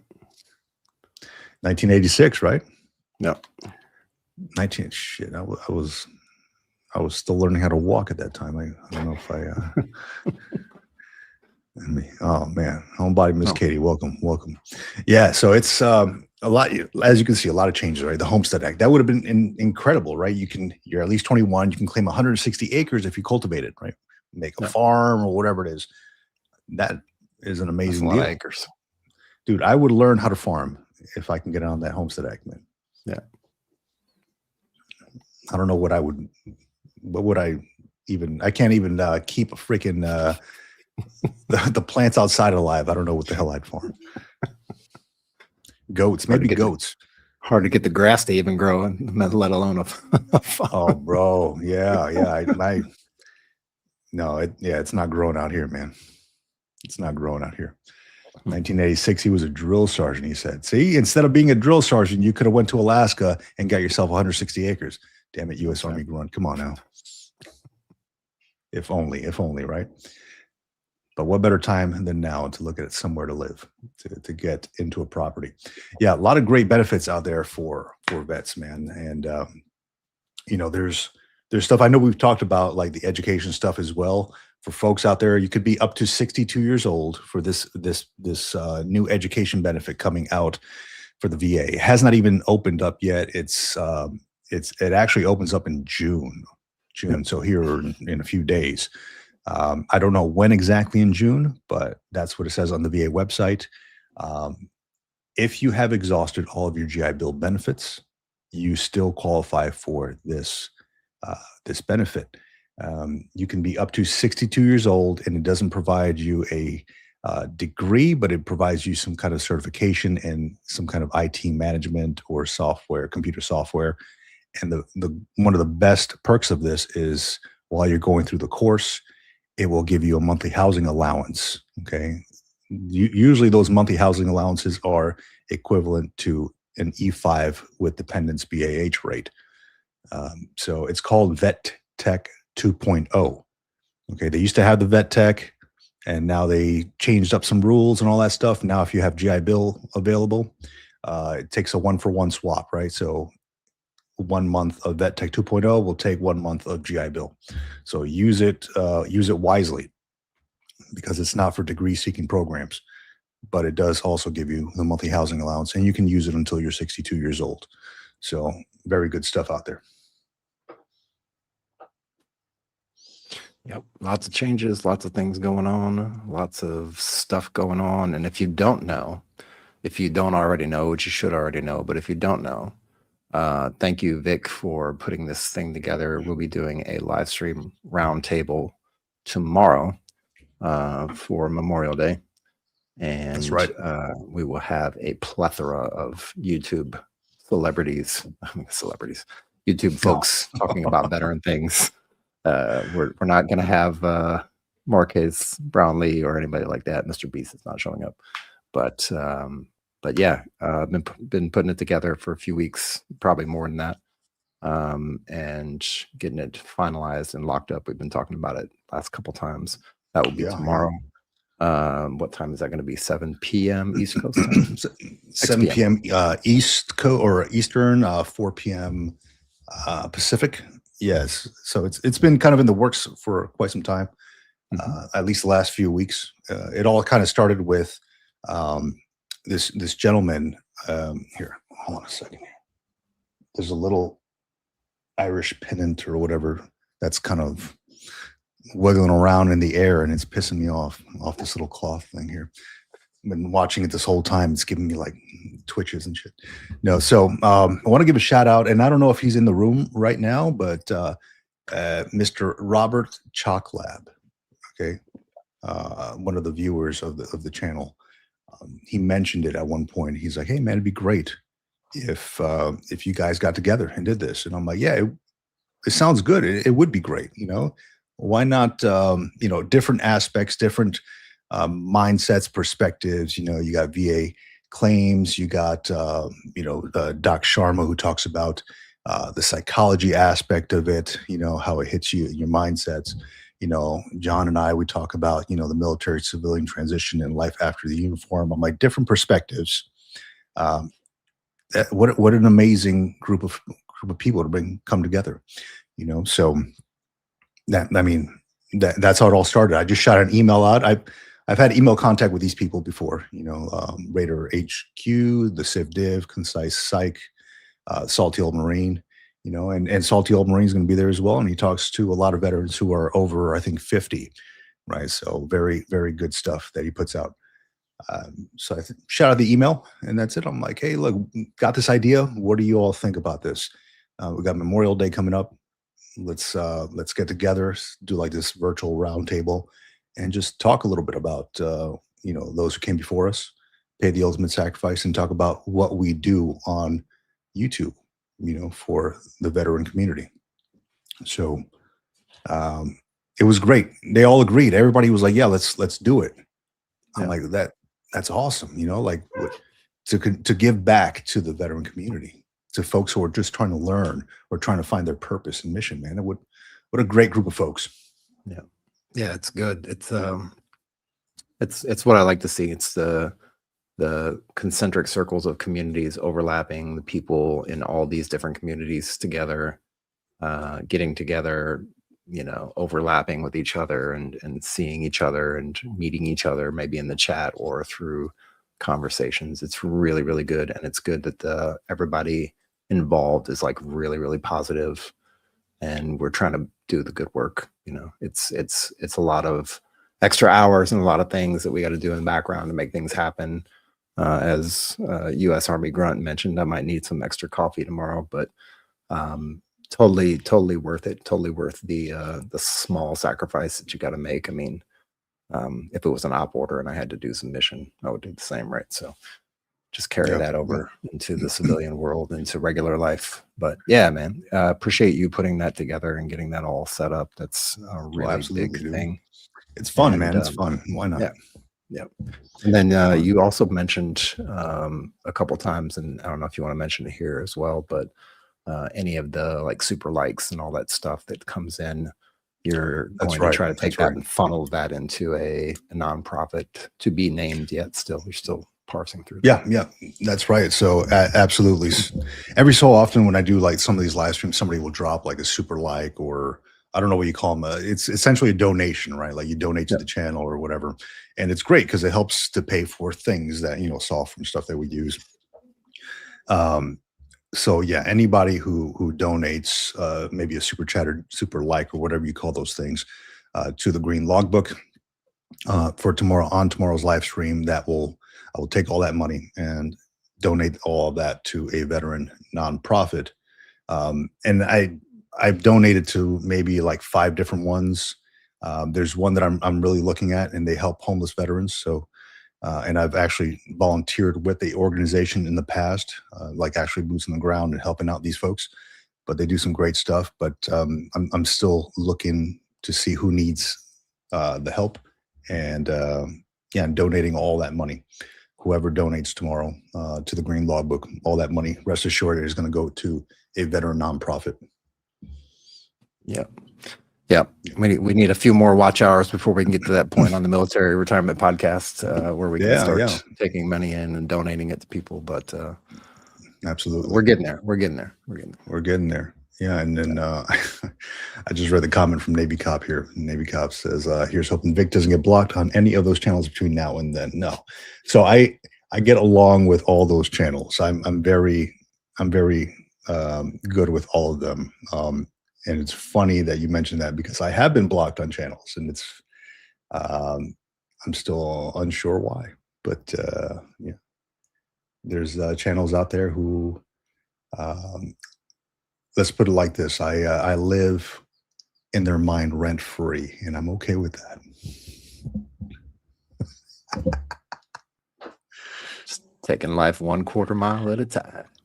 That's it, man. I'm living my life just fine. Hmm. Let me do my Kermit the Frog sip here real quick. Thank you. Let me see. Yeah, there you go. U.S. Army Grunt, super chat. Yes.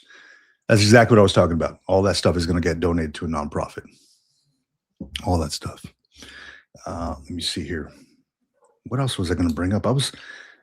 I sit there and I write all these notes at night, and I'm like, man, I don't know what it, because I'm half asleep half the time, so I'm scribbling, and my pen goes off, and then I'll wake up in the morning, and I'm like, my face is on the journal, and I'm like, oh shit, you know these things, you know how it goes. There is a few things and I'm curious the folks out there who are watching, what kind of topics do you want brought up tomorrow? I'm not saying that we can get to all those things, but there's a few folks that commented on the channel. They mentioned helpless child claim. I didn't know that was a thing. The helpless child claim. If you look that up, I guess it helps. Well, actually, I looked it up the other day. I can't even tell you what it's about.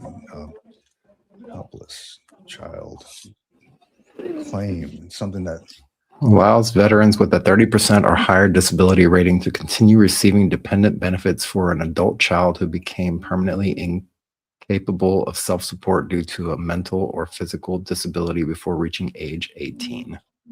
There you go. So Interesting. there's one of the viewers from the Green Law Book I did a live stream the other day, and they mentioned, hey, let's look into the helpless child claim. I was like, I have no idea what that is. Had to look it up. And I mean, it's a legit thing. Why not talk about it a little bit? What? Yeah. So helpless child claim. Somebody asked about VA benefits for at-home business grants. I'm not sure of too many at-home business grants. I know a lot of them are state dependent as well. So I've looked that up myself, and specifically veteran at-home business grants. So I'll do some digging on that stuff.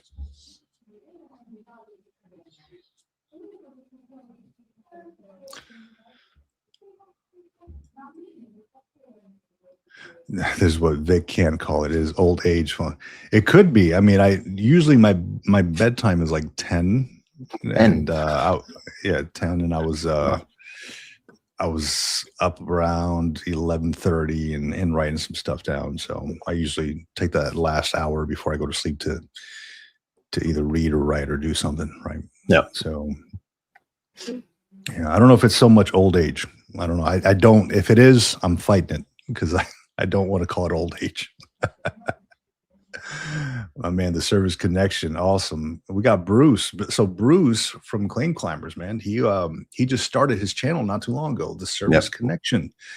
Stopping in to say good morning, afternoon, guys. Awesome, man. He's doing some good stuff. Hey, Bruce, I like the video you put out there with that gentleman you were speaking with. I think it's the latest video you put out there.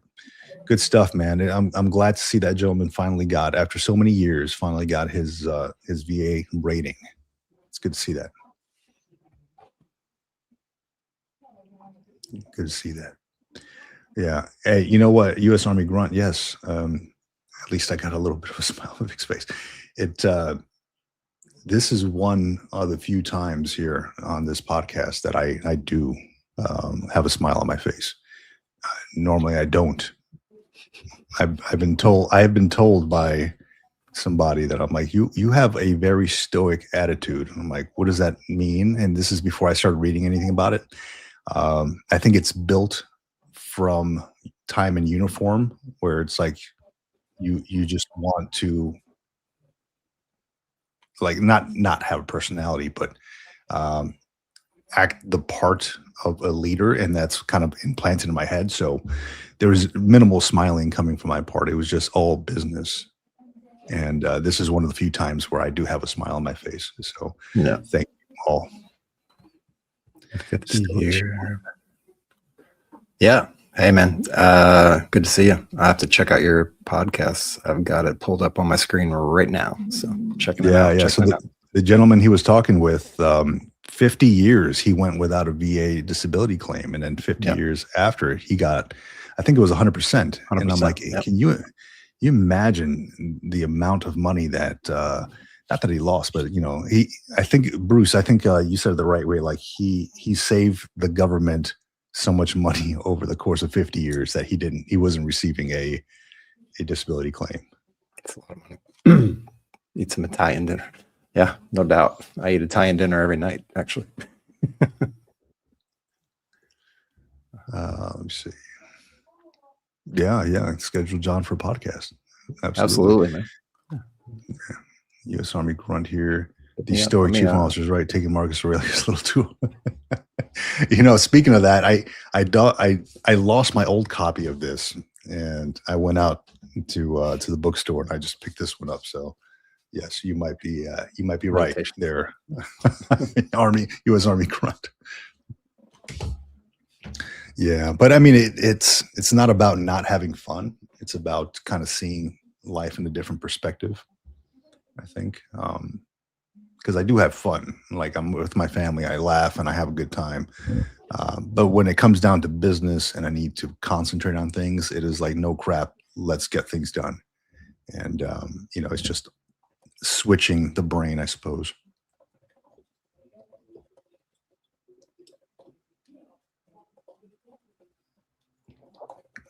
Let's see what we got here. What are you looking up there, John? You look like you're in deep thought. Just dropping something in the chat real quick. Okay. Maybe cop and grunt, give a sub. Oh yeah, I appreciate it. Yeah, absolutely. Yeah. So if you haven't already gone to the Service Connection podcast or on YouTube, definitely give them a sub. They are Bruce is awesome. He's doing some good things. Yep. Done and done. Backwards law. Good afternoon. Good morning from my side. Yeah, what's up? I did, real quick, I did want to bring, since we're on the topic of not just VA housing, but also VA benefits and potentially VA claims, there was something I saw on Task and Purpose. We all know what Task and Purpose is, right? Task and Purpose. And let's see. It's like the government's version of the Inquirer. No, I'm just kidding. Yeah, it's something like that, right? So I was reading this yesterday, and they came out with this. This was published 2 days ago. And I'm thinking about making a video on this one too. But let me share this here, if it will allow me. Unaccredited VA claims company charged veteran $21,000 in violation of federal law. What the hell is this? Get out of here. Federal law judge rules. Okay, and North Carolina judge ruled that Veterans Guardian VA Claim Consulting LLC acted as an accredited agent, even though it wasn't. You can all read the article on here, and essentially what they're doing is they're calling out some of these claim sharks now, right? I don't know about this company. Like I think I've heard of them before, but I have no reason to look up other VA claims companies or anything like that after I got my VA claim. But it's incredible, $21,000 to do a VA claim. It says in one instance, a former Army intelligence analyst used them to submit his first disability claim. According to court documents, he received a disability rating of 100% and monthly compensation of $42,7280. The company charged him $21,360. He paid the company more than $19,000 and still has an outstanding balance of $2,100. So I wasn't aware. Like the highest I've seen so far was when not this company, but when somebody contacted me and asked for 17 grand. I'm like, that's incredible that folks are paying these amounts when, I mean, I understand that there's a need to fill because things are backed up, right? You can go to an accredited VSO, DAV, or, VFW or something like that. But what happens when they're backed up? people look at these claim sharks, but 21,000, man, that is an exorbitant amount. That's crazy. Yeah, it's insane.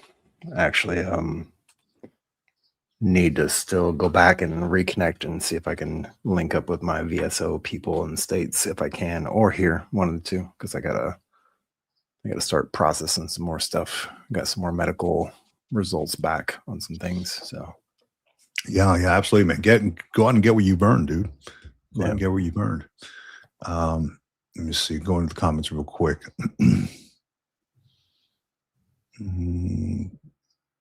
Bruce, yeah, I just saw your comment there. Yeah, I look forward to that episode, man. You're a Army Navy cop. Yeah, sarcasm is my crush, dude. Sometimes sarcasm can get me in trouble. Sometimes,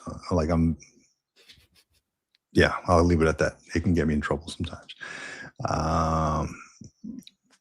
Yes, Bruce, please send me the naughty list. We talked about that. I need the naughty list.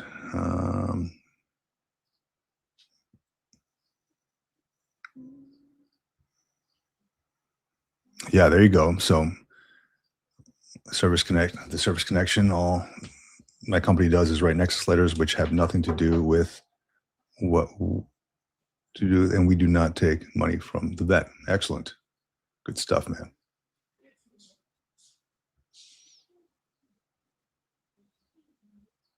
Oh, I still owe some to Trajector Medical. We've talked about it before, yes. But if this goes through, possibly it will affect all of this company and trigger refunds minus. Yeah, it's not the worst. Not the worst. It's the coin of the realm. It's good stuff. Good stuff. John, man, I went to not me. My wife went to a here in San Diego. I'm sure other places have them. They have these like reading fairs, like book fairs and stuff like that. And they were giving out free books. And she sent me a picture. She's like, "Do you want one of these?" I'm like, "Yes, please," because my copy is terrible. And this copy is beautiful. It is The Art of War. nice. It's completely free. And I'm like, dude, can we? Yeah. Let's go to these every week, please. Let's pick up some of these. And I'm very curious if folks out there and would be interested in doing some kind of like a book club or reading club or something like that. If anybody else likes to read books and just talk about different things, potentially, that could be something that we do and meet up in a kind of a closed type of, either do it on live stream or kind of a closed type of meeting and talk about what we think about different chapters or something like that. It could be anything. Like the Odyssey movie's coming out. We can read the Odyssey. That's pretty cool. But curious if anybody else is interested in something like that. Yeah, I've been a part of a few different book reading clubs and groups, and they seem to work the best, or at least I've seen them work their best whenever it's one specific book for one specific duration of time, like 6 weeks, 8 weeks, 1 week per chapter, something like that. I don't know how, because a lot of those groups, they'll start and then they'll talk about a book and then they'll be pretty specific on how they want to do it. And then eventually they'll just kind of dissipate and fade off and disappear. And I haven't been part of a long-term book group before, but I've been part of many short-term book groups. It would be good. What do you got? You got some books in your hand. What do you got there? Yeah, when you were talking about books, I just picked this one up and I haven't read it yet. It was actually, so you may see the studio turn into a disaster area. It may turn into a whole nother room shortly. We're in the process of getting construction materials delivered. I think somebody in the chat had mentioned they're doing no, it was our guest. He had mentioned he was getting ready to do a renovation, getting ready to do the same myself. And I just have random shit laying all over my desk now and all around the room. I've got my my chef knives down there, and I've got oil filters on my desk and just random stuff. And a pile of books always is around me at some point, whether it's upstairs, downstairs, in the garage. But I ordered some stuff off of Amazon the other day, and this just happened to be sitting in my Amazon cart. And I was like, I put this in there for a reason. I couldn't remember why I put it in there. So I usually just tag them, throw them in the cart, and then eventually, if I need something, I'll just throw them together with a cart and just order it together. Sure. But this book is a very interesting looking read. It says, I'll read the back cover for you. It says, "These two works on life's fleeting pleasures are by Buddhist monks from medieval Japan, but each shows a different perspective. In the short memoir, Hojoki, am I saying that right? Can you see the title? Sounds good to me. Sounds Kenko and Chomei. Oh, Hojoki, yeah. Hojoki, Yep. Hojoki and Chomei recounts his decision to withdraw from worldly affairs and live as a hermit in a tiny hut in the mountains, contemplating the impermanence of human existence. Kenko, however, displays a fascination with more earthly matters in his collection of anecdotes, advice, and observations. From ribald stories of drunken monks to aching nostalgia for the fading traditions of the Japanese court, Essays in Idleness is a constant, surprising work that ranges across the spectrum of human experiences." You had me at Drunken Monks, man. Drunken Monk. That's a great band name. The Drunken Monks, huh? And everybody has to dress like a monk. You know what I'm saying? So yeah, I picked this up, and then I've got a couple that I was trying to read back through as I'm going through this kind of rewriting phase of book stuff. I got one called Word Power Made Easy by Norman Lewis. How to use the right word, how to pronounce it, how to spell it, how to avoid illiterate expressions, how to speak grammatically without embarrassing mistakes. And then one of my favorite books on writing and just some great literary advice, I guess, is a nice little book called Bird by Bird by Anne Lamott, one of my I've heard of Bird by favorite Bird. authors. Yeah, it's a great book on it's a meta book on writing. Oh, look, I even have a dollar stuffed in there as a as a bookmark. Nice. Totally forgot about that. Nice. So I know I brought it up to you, John, before. I actually sent you a text about this one. I'm halfway done with this guy right here. My little bookmark in there. Yeah. But this one is the Courage to Be Disliked, the Japanese phenomenon that shows you how to change your life and achieve real happiness. And it's an interesting read in that the entire book is a conversation between a philosopher and a youth. So there's not like paragraphs, but literally it is like this: philosopher and youth. It's just So like a conversation dialogue. Back and forth dialogue. Very interesting. They go through, and it kind of opened up my eyes to Adlerian psychology. Okay. So they talk a lot about it in here. So I'm kind of like doing deep dives on that now. But very, very interesting, man. I definitely recommend this one, The Courage to Be Disliked. It does mention, it mentions like the more you are disliked, the more freedom you have. It's kind of a strange thing, but they go into it here, and it kind of makes sense. Yeah, it sounds kind of like, what's that movie? The Way of the Warrior. Way of the Warrior? No idea. Something like that. There's a warriors. I'll remember the name of it. I want to say it was like Nick Nolte in it, but basically it was like this philosopher, like trainer guy was kind of like the philosopher, and I think is that the one that Navy Cop just mentioned? Bushido, The Way of the Warrior?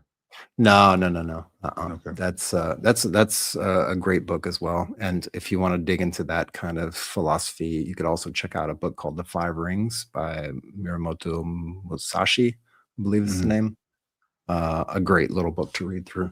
But yeah, there's this, what the hell's the name of it? They made a great book on it, and they made a movie on it. It was really, really good. But basically it was the trainer and then the kid who was being trained. and the philosophy conversation that went back and forth between the two, because the trainer was like in his, I don't know, 50s, 60s or whatever, and the kid was young, 18, 19, 20, and always butting heads. But the trainer always took the philosophical kind of approach to it, and the way to train him and teach him and speak to him. I have to remember the name of that movie. But that's what that book sounds like. It sounds really similar, at least the way they've got it set up, structured. It is really good, man. Definitely recommend it. And I think Backwards Law has it the right way here, man. You mentioned it. The idea, when you don't care what others think, you don't spend time trying to please them. Yeah. So it's exactly. I think you hit it right on the head with that. Yeah. And it does give warrior. you a sense of freedom. The peaceful warrior. Yeah. Okay. That's what it sounds like. You ever seen that And movie? no. But it does give you it does give you a sense of freedom, right? When you just stop caring about it. It just doesn't take up your time and your mind. There you go. The Karate Kid is that's what I thought you were alluding to as well. The Karate Kid. No. Like Mr. Miyagi and Danielson. Let's see, 2006, right? 2006. Peaceful Warrior, 2006. Great book and great movie, both. Excellent movie. Yeah. Let's see what we got here. Looking at some of these comments here. Tony Slaughter asked, "Hey, you guys ever watched videos on forgotten history?" I think I have. Watched videos on that. I'm a big history buff myself. So. Oh yeah. Big, yeah. You should. Where did it go? Not that I know much of it. I just like to watch it and read about it. Yeah. Recommend. Let me see if I can find this. I just came across a link today for history buffs are trying to get a little more entertaining version of history. Let me see if I can find it. Life in Ancient Times. So what is it called? Chloe versus History. CHLOE versus History. It's on, I believe it's on YouTube. And it's basically using AI to recreate historical depictions from like a long time ago. Yeah. I just came across an Instagram account this morning from that. I don't know how it landed on my page, but it was like AI history or something like that. And it was pretty interesting. So I'm very interested in stuff like the ancient Aztecs, ancient Mayans, Incas, things like that, and how Pizarro came in, Francisco Pizarro came in and kind of took over all of that because they had the guns and the germs and the steel, right? So that's actually a great book too. It is a great book, yes. So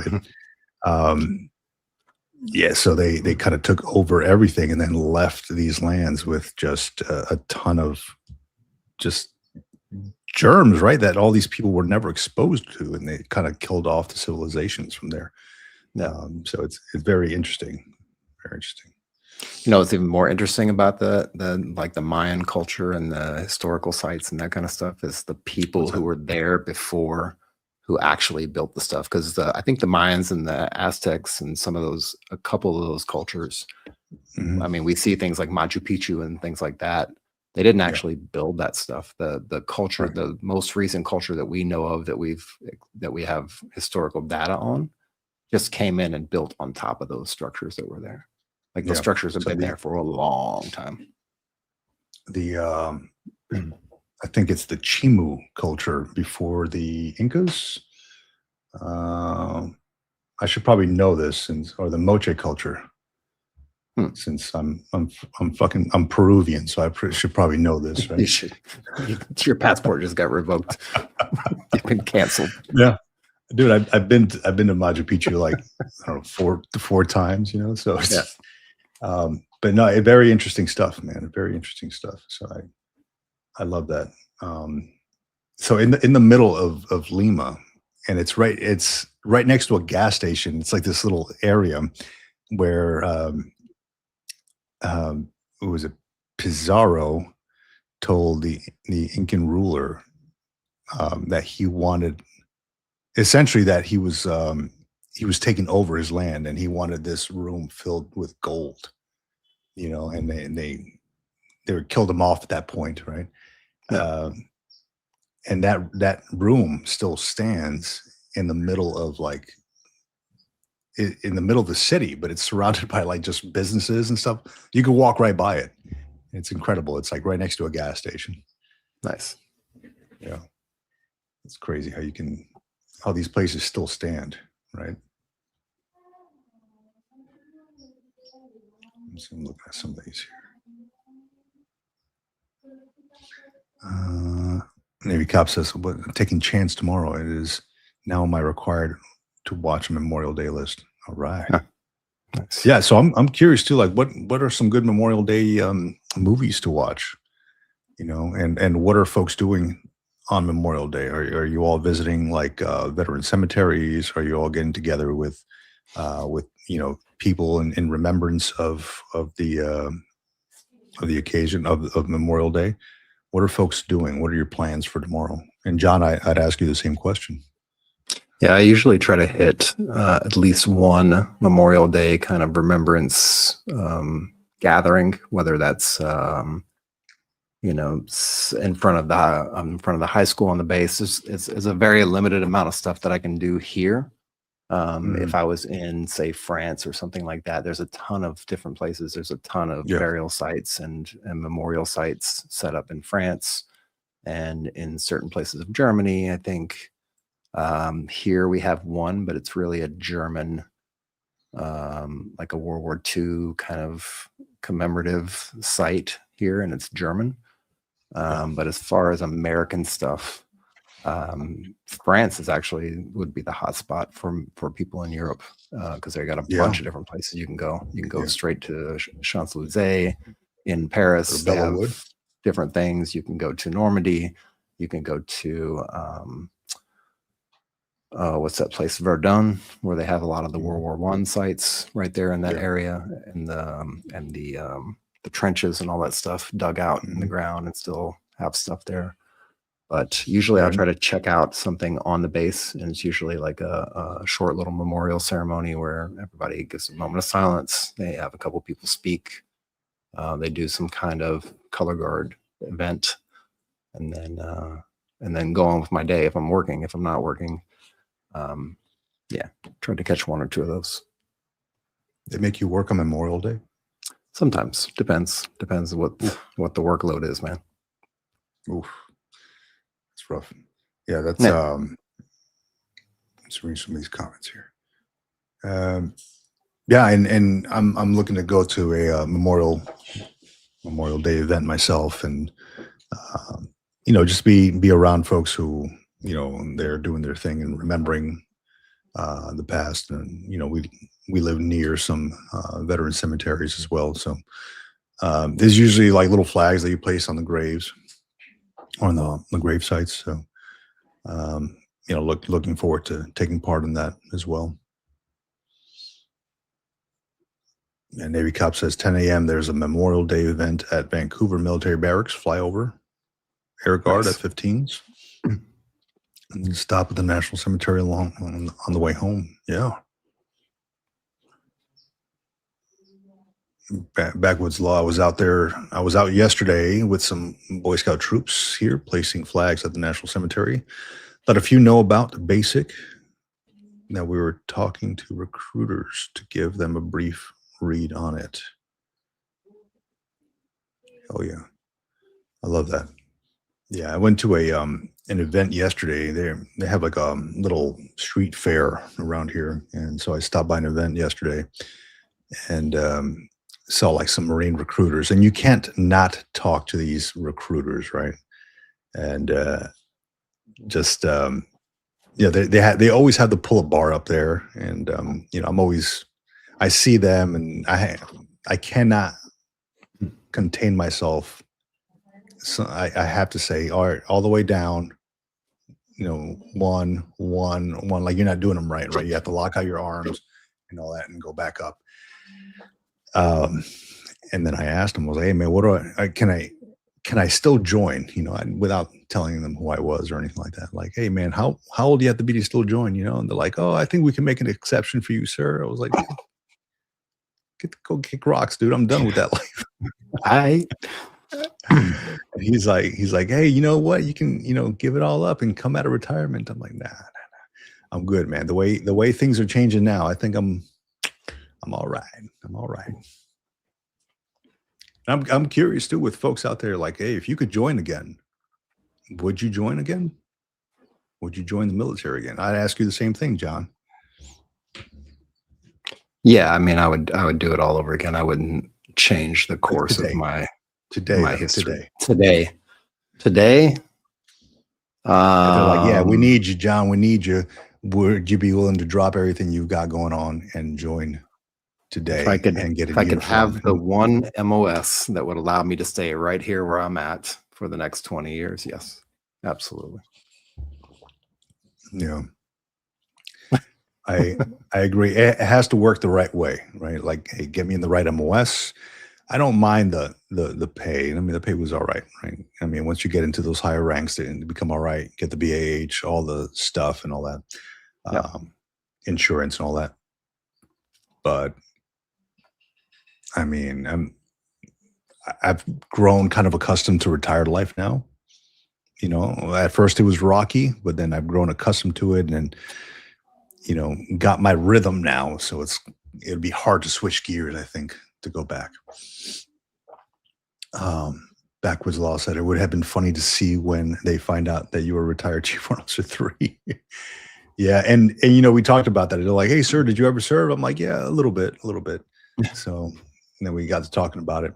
I usually give them my card, right? I'm like, hey, look, here's my card, man. I got, if you know anybody who's having some trouble, military civilian transition or stuff like that, come check out the YouTube channel. Yeah.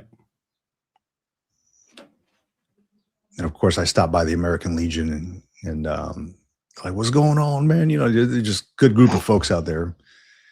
Just like, hey, do you ride? I'm like, no, hell no, dude. I had an accident years ago. I don't ride anymore, man. I don't do that. So, no, thank you. Trying to make the most out of my retirement. Oh, there you go, Navy cop, Nettuno Cemetery, Sicily, right outside of Rome. Cemetery. Yeah. Mm-hmm. We supported George Bush when he visited. Yeah, I'd say a little bit far. He said if they would bring me in as a Chief Warrant Officer Security Technician for the Navy, then I would consider it. Yep. As long as you're willing to go through the Chief Warrant Officer training first, then it's all yours there, Navy cop. Would I go through Marine Chief Warrant Officer training or like TBS again? I don't know. It was some of the most some of the toughest / confusing 4 months of my life, of my career. Yeah. But yeah, I don't know. Because you're essentially doing like a platoon commander training, right?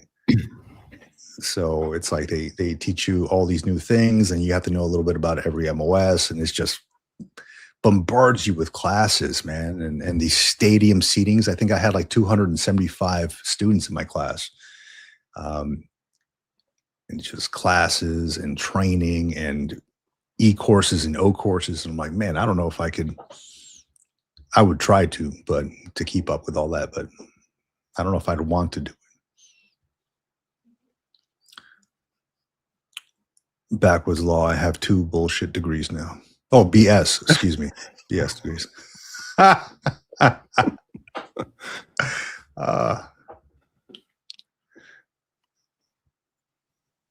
Yeah, no. Yeah, I don't think I can handle it.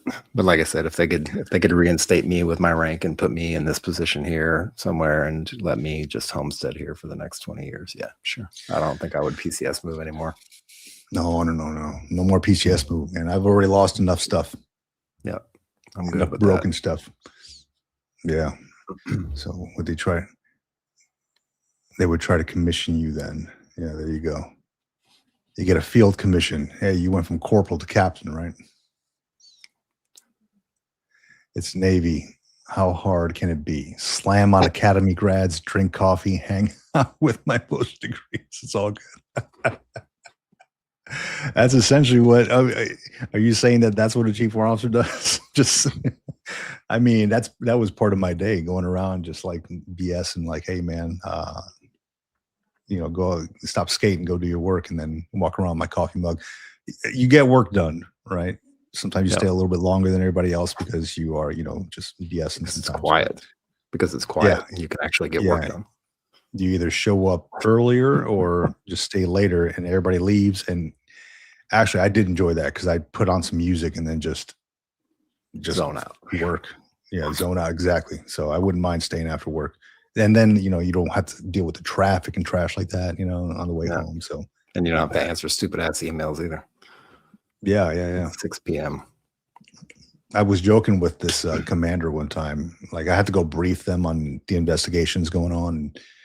This colonel, he's like, I knocked on his door, right? And he was like, "Hey, come in, Vic, come in." I'm like, "Hey, sir, what's going on? Good afternoon." So I'm here to brief you on the investigation and all that. He's like, "Yeah, I sent you an email about something else last week." I was like, "Sir, here's the thing is, if it doesn't concern me, I just, if it doesn't have my name on it specifically, I just, click it and go into the trash." And he's like, "What?" I'm like, "I'm just fucking with you, sir. Come on now. I read the email. Let's talk about it." And that dude was about to blow stop. Yeah, they usually do. Morning. Well, I mean, Mo. he was always, "Hey, good morning, Mo. Good morning." Yeah, he was. When you're a base commander, or a commander of a big unit, you're gonna have a lot on your plate. A lot on your plate. Have you ever done like IG inspections? Yeah, You've done so. Fun times. Yeah. So especially when like a new commander takes over, usually when there's like a change of command or before they do that, they'll bring in a team of inspectors to make sure that everything, they just want to know, the oncoming commander wants to know, like, hey, what do I need to focus on? Yeah. And at one point, they didn't do it in time. So this is like, I was part of a traveling team, I guess. So I had to go to Okinawa to do this. I was in Hawaii, traveled to Okinawa to do this inspection. And this commander, I guess they didn't get the team in time. And then we did it with a new commander, and we had to go brief the commander. And I'm like, "Hey," and I had a lot of stuff that was wrong, like things that were mislabeled and, was never reported. And this dude's like, I can see his face. Like, as I'm talking to him, he's like visibly like pissed off about all the shit. Cause you go in one by one. Yeah, you go in one by one and you brief the CO and, the sergeant major or whoever's sitting there. And usually the CO wants to know, he's like, "Hey, so how do we get this right?" I'm like, "Well, fairly easy, but it was never done. So we have to go back years and then just, look at the stuff." It's like, I feel you, sir. I feel you, man. Yeah. Trust me. I mean, we can get you up to speed, but I'm hoping he has a good team that's dedicated to this. Yeah. Let's see here. Oh man, no perspective. Will you and Vic do a show about crazy stories during your time served? That would be hilarious. Only if you can also share your stories there, Mo. Yeah. We should actually do that interactively. We should set up a day for that, something like that, and set it up into 10-minute time blocks and put a timer on with like a annoying chicken sound at the end of the timer, and set it for 10 minutes and have people who want to come on and share. Let's do it. Let's do it next Sunday. Let's do it next Sunday. Blocks. Yeah. Next Sunday. You want to do it? Let's look. Yeah, I think the schedule's open next Sunday, right? Yeah. Props to Mo Perspective. Gave us an idea. Yeah, we'll bring people on and talk about your time. Crazy stuff that happened. I think I already shared one of mine, and we share them every week. What are you talking about?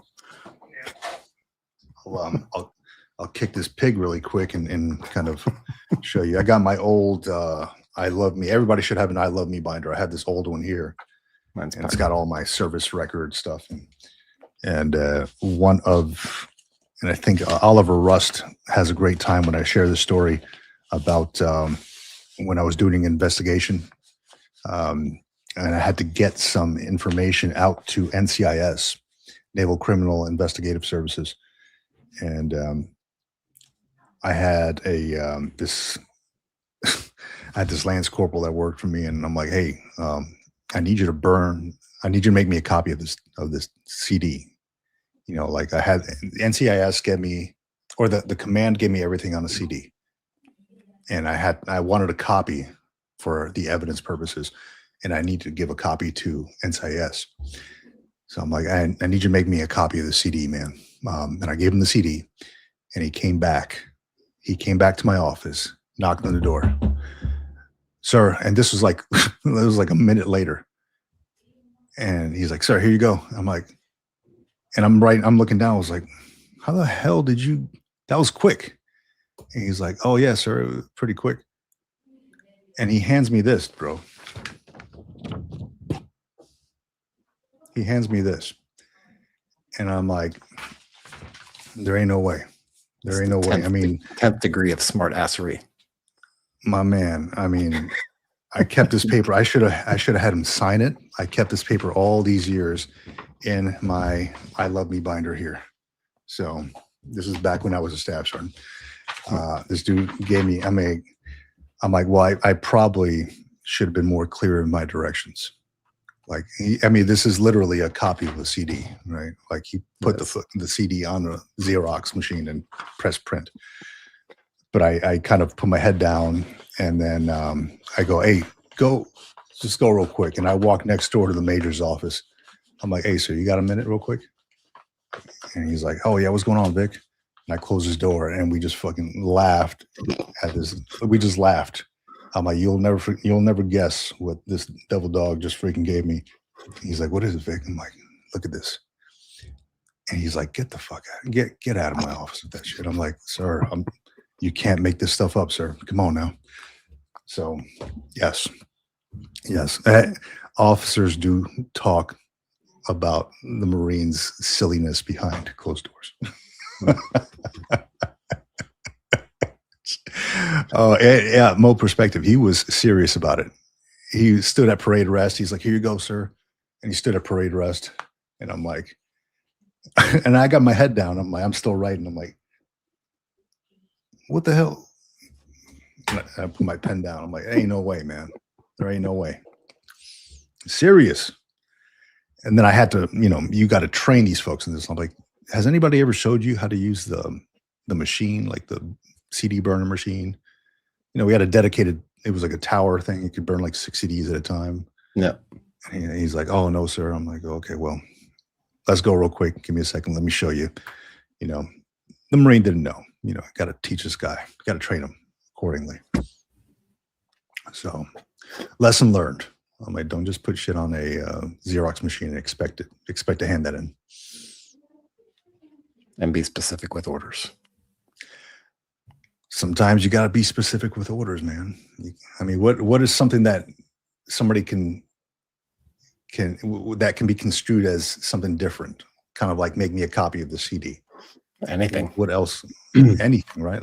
I think we talked about this, and it might have been in the same context about there's a video on YouTube, and I forget the name of it right now, but basically it's how to make a peanut butter and jelly sandwich with my daughter. I think if you search that, you would find it. And basically for, I don't know, 10 or 15 minutes or 20 minutes, this guy is trying to explain to his young daughter how to make a peanut butter and jelly sandwich, and she's botching it up every step of the way just because of the taking everything so literally. Yeah. So I when I was at a course, an Army course in Charlottesville, had this amazing instructor, man. He was an Army Chief Warrant Officer 4. Awesome dude. Chief Carroll was his name. And this guy, he asked the class, walk me through how to tie your shoe. And somebody was up there, they're like, you just, put one loop and this. And he's like, that's wrong. Who else has an answer? So what he was looking for was every step of the process, right? Like you bend down at the waist, or you put your leg up on a chair or something like that, and you extend your arms. So he was looking for every step of the process. He was talking. The lesson was being detail oriented with things. As a chief warrant officer, and that's kind of like what we're looked at, what people seek when they bring a chief warrant officer into their command. Like, this guy will tell you no crap how things work. Without any fluff, and detail oriented. They'll catch shit that other people don't catch, because we're experts in our field, right? And so, very cool lesson that I learned. This guy had had that philosophical mind, but he was always very sarcastic. So I was like, "Are you messing with me, or is this like part of the curriculum?" Or yeah. And there you go. My Love Me binder has a ton of stuff in it. Had to move a 2.5-inch binder to keep it. Yeah. So, you keep everything in there. I got old photos and, from my staff academy days, and, all these courses I've been to. So very cool stuff. Tracy Johnson, welcome to the channel. Welcome to the chat. NCIS, Navy's Criminal Insane Sailors. Yes. So I had some NCIS agents that worked for me, and at one point they were like, "Hey, sir, can we purchase some items that we need?" I'm like, "Yeah. What do you all need?" So they had a witness interrogation room in the back, right? And it was like an old file room that we cleared all the stuff out of. It had like a table and witness interrogation. And they're like, "Yeah, we need this.